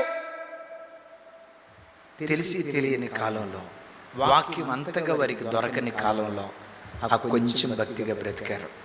నా కాలానికి వచ్చేసరికి సమృద్ధి అయిన వాక్యం దొరికింది కదా, నా తల్లిదండ్రుల్లో ఉన్న లోపం ఏది నాలో కనపడకుండా ఒక పరిపూర్ణుడిగా నేను బ్రతకాలనే యోసేపు ఎదిగాడు. బానిస పిల్లవాడిగా, అమ్మబడిన బానిసగా వెళ్ళిన ఆ వ్యక్తి దేశానికి ప్రధానమంత్రిగా దేవుడు మార్చాడు. గట్టిగా చెప్తాం ఆమేన్. ఇప్పుడు చెప్పండి, మన ఇంట్లో నుంచి ఏ వారసులు బయలుదేరాలి? ఆస్తిక వారసులు కాదు, భక్తికి వారసులను కనాలి. వినాలి, నువ్వు సంపాదించిన ఇళ్లకు వారసులు కాదు, కట్టిన సంఘాలకు వారసులు కాదు, సంపాదించిన ఆత్మలకు వారసులు కాదు. నీ మీద ఏ ప్రార్థనాత్మ ఉందో, నీ మీద ఏ విశ్వాసం ఉందో, దేవుడంటే ఏ పిచ్చి ప్రేమ నీ గుండెల్లో ఉందో, నీ భక్తికి వారసులను నీ ఇంటిలో నుంచి పుట్టించాలి. నీ భక్తికి వారసులను పుట్టించాలి. ఈరోజు ప్రసవ వేదనతో నేను చెప్పే మాట ఏంటో తెలుసా? సార్, ఓ డాక్టర్ కొడుకు డాక్టర్ అవ్వగలుగుతున్నాడు సార్, ఓ ఇంజనీర్ కొడుకు ఇంజనీర్ అవుతున్నాడు సార్, ఎమ్మెల్యే కొడుకు ఎమ్మెల్యే అవుతున్నాడు, కలెక్టర్ కొడుకు కలెక్టర్ అవుతున్నాడు, టీచర్ కొడుకు టీచర్ అవుతున్నాడు. ప్రార్థనాపరుడు కొడుకు ప్రార్థనాపరుడు కాలేకపోతున్నాడు, ప్రార్థనాపరుడు కొడుకు తాగుబోతున్నాడు, ప్రార్థనాపరుడు కొడుకు తిరుగుబోతున్నాడు. ఓ లాయర్ కొడుకు లాయర్ అవ్వగలుగుతున్నాడు, భక్తిపరుడు కొడుకు ఎందుకు భక్తిపరుడు కాలేకపోతున్నాడు? రొమ్ము కొట్టుకుంటూ ఆడవలసిన దినాల్లో మనం బ్రతుకుతున్నాం. మన వంశవృక్షం ఎలా ఉండాలో ఈ మాట చెప్పి 2 నిమిషాల్లో నేను ముగిస్తా. దేవుడు మీ అందరిని మనందరినీ దీవించును గాక. చూడండి ఆ మాట, ఆదికాండం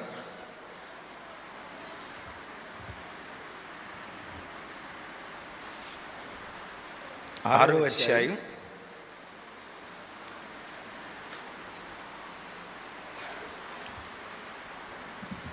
9వ వచనం.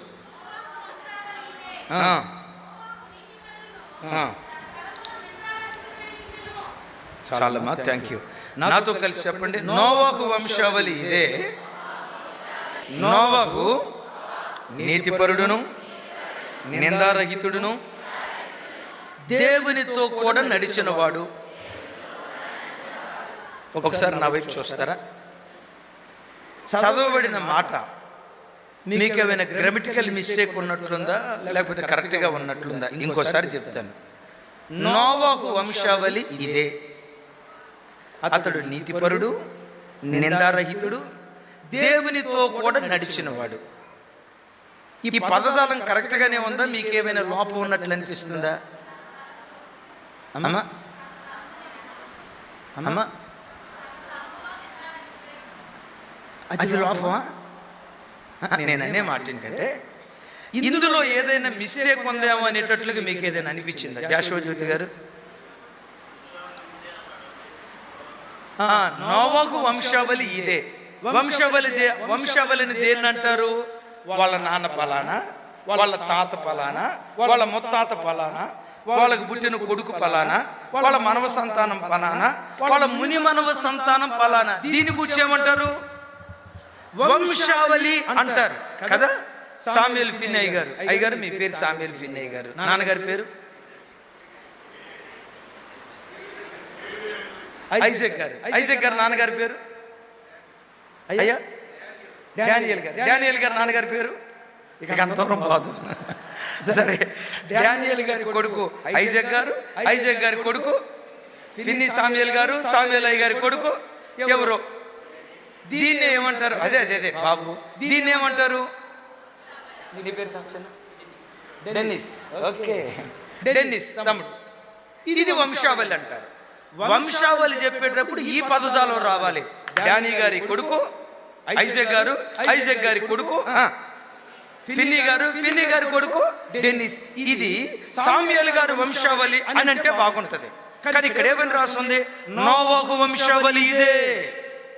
అతడు నీతిపరుడు నిందారహితుడు దేవునితో కూడా నడిచినవాడు. ఈ మాటకున్న అర్థం ఏంటో తెలుసా? నోవాహు వంశావళిలో నుంచి పుట్టుకొచ్చిన వారు నిందారహితులు పుట్టుకొచ్చారు, నీతిమంతులు పుట్టుకొచ్చారు, దేవునితో కూడా నడిచిన వ్యక్తులు పుట్టుకొచ్చారు. చప్పట్లు కొడుతూ దేవునికి స్తోత్రాలు చెప్దాం. అమ్మా అమ్మా అమ్మా, ఈ మాట పట్టుకోండి. దేవా, నా వంశావళి ఎలా మార్చబడాలి ప్రభా? నా గర్భంలో నుంచి, నా ఇంటిలో నుండి, మా కుటుంబంలో నుండి, మా వంశ వృక్షంలో నుండి తాగుబోతులు పుట్టుకురాకూడదయ్యా, తిరుగుబోతులు పుట్టుకురాకూడదయ్యా, వ్యభిచారికులు పుట్టుకురాకూడదయ్యా, ఆన్లైన్ బెట్టింగ్ పుట్టుకురాకూడదయ్యా, పేకాటగాళ్ళు పుట్టేవాళ్ళు పుట్టుకురాకూడదయ్యా, పబ్జీ గేమ్లు ఆడేవాళ్ళు పుట్టుకురాకూడదయ్యా, ఫోర్నోగ్రఫీ చూసి మానసిక వ్యభిచారులుగా మారే వ్యక్తులు నా ఇంట్లో నుంచి పుట్టుకురాకూడదయ్యా. అక్రమ సంబంధాల్లో బ్రతికే వ్యక్తులు నా ఇంట్లో నుంచి పుట్టుకురాకూడదయ్యా. నా ఇంటి వంశావళిలో నుండి నీతి పరులు పుట్టుకురావాలి, నిందారహితులు పుట్టుకురావాలి. లోకం సమాజం ఎదుట నిలవబెడితే ఒక్క మనిషి కూడా లోకం చూపించలేని నిందారహితుడు నా పిల్లలు అయి ఉండాలి. అన్నిటికంటే విశేషంగా లోకంతో నడిచేవాళ్ళు కాదయ్యా, నీతో నడిచే వ్యక్తులు నా ఇంటిలో నుంచి పుట్టుకురావాలయ్యా. ఏ వంశావళి సార్ అది? నిజమే. ఇది 6వ అధ్యాయంలో రాయబడింది కదా. ప్రకటన గ్రంథం వరకు చూస్తే నోవహు వంశావళి కనపడుతుంది. నోవహు వంశావళిలో అబ్రహాం పుట్టాడా లేదా? అబ్రహాము దేవునితో నడిచాడా లేదా? ఇస్సాకు నోవహు వంశావళే కాదా? ఇస్సాకు దేవునితో కూడా నడిచాడా లేదా? యాకోబు దేవునితో కూడా నడిచాడా లేదా? యోసేపు నిందారహితుడిగా బ్రతికాడా లేదా? చెప్పాలి. అదే వంశావళిలో మోషే పుట్టాడు, అదే వంశావళిలో అహరోను పుట్టాడు, అదే వంశావళిలో యాజకులు పుట్టారు, లేవీలు పుట్టారు, అదే వంశావళి మహారాజు అయిన దావీదు పుట్టాడు, దావీదులో నుండి సొలొమోను పుట్టాడు, సొలొమోనులో నుండి హిజ్కియా, ఉజ్జియా, వారిలో నుంచి అలా మనం ముందుకు వెళ్తే నీతికి నిలువుటద్దం లోక రక్షకుడు యేసు క్రీస్తు వారు ఉద్భవించారు. యేసు క్రీస్తు వారు ఎవరి వంశావళి అందాం? నోవహు వంశావళి. yes, నీతిపరుడు, నిందారహితుడు, దేవునితో కూడా నడిచిన యేసు క్రీస్తు వారు ఎవరి వంశంలో నుంచి పుట్టుకొచ్చిన వాడు? ఆ చేతులెత్తి దీవిస్తున్నా. నీ గర్భాన్ని దేవుడు ధన్యం చేసి నీ గర్భాన్ని ప్రవక్తల జన్మస్థానంగా దేవుడు చేయునుగాక, ప్రవక్తల జన్మస్థానంగా దేవుడు చేయునుగాక. నీతిపరులు మన ఇంటిలో నుంచి బయలుదేరుదురుగాక. నా హృదయపు లోతుల్లో నుంచి మిమ్మల్ని ఆశీర్వదించేంత పెద్దోడిని కాకపోయినా మోషే తరం, మోషే కర్రతో సేవ చేశాడు, యెహోషువ ఈటితో సేవ చేశాడు. నాన్న తరం కర్ర అయితే మీ తరం ఈటిగా దేవుడు మార్చునుగాక. ఈ తరాన్ని ఈటి తరంగా దేవుడు మార్చునుగాక. ఈ తరానికి వచ్చేసరికి తరం వెంబడి తరం తన అభిషేకాన్ని రెట్టింపు చేసి ఈ ప్రాంతంలో ఏ దైవజనుడు చేయలేని ఓ మహిమ కలిగిన పరిచర్య ఈ స్థలంలో ఉన్న ప్రతి దైవ సేవకుడి ద్వారా దేవుడు జరిగించునుగా. మిమ్మల్ని దీవిస్తున్నా. మీ కడుపున పుట్టిన పిల్లల్ని మీ వంశ వృక్షంలో, నీ భర్త వంశంలో, నీ వంశంలో ఎవరిని దీవించినంతగా నీ గర్భాన పుట్టిన నీ పిల్లలను నువ్వు బ్రతుకున్న దినాల్లోనే నీ కళ్ళ ఎదుటే వాళ్ళ ఆశీర్వాదాన్ని చూసి ఒక ధన్యజీవిగా ప్రభు సన్నిధికి చేరే కృప దేవుడు ఇచ్చునుగాక. మీ అందరినీ దేవుడు దీవించుగాక. నాకు ఈ అవకాశం ఇచ్చిన అయ్యగారికి వందనాలు. వచ్చిన పాస్టర్లు అన్నోళ్ళందరికీ తమ్ముడు ఒకసారి తీసుకుంటారు. అలాగే ఫిలిప్పన గడిచిన దినాల్లో మీటింగ్స్ ఏర్పాటు చేశారు.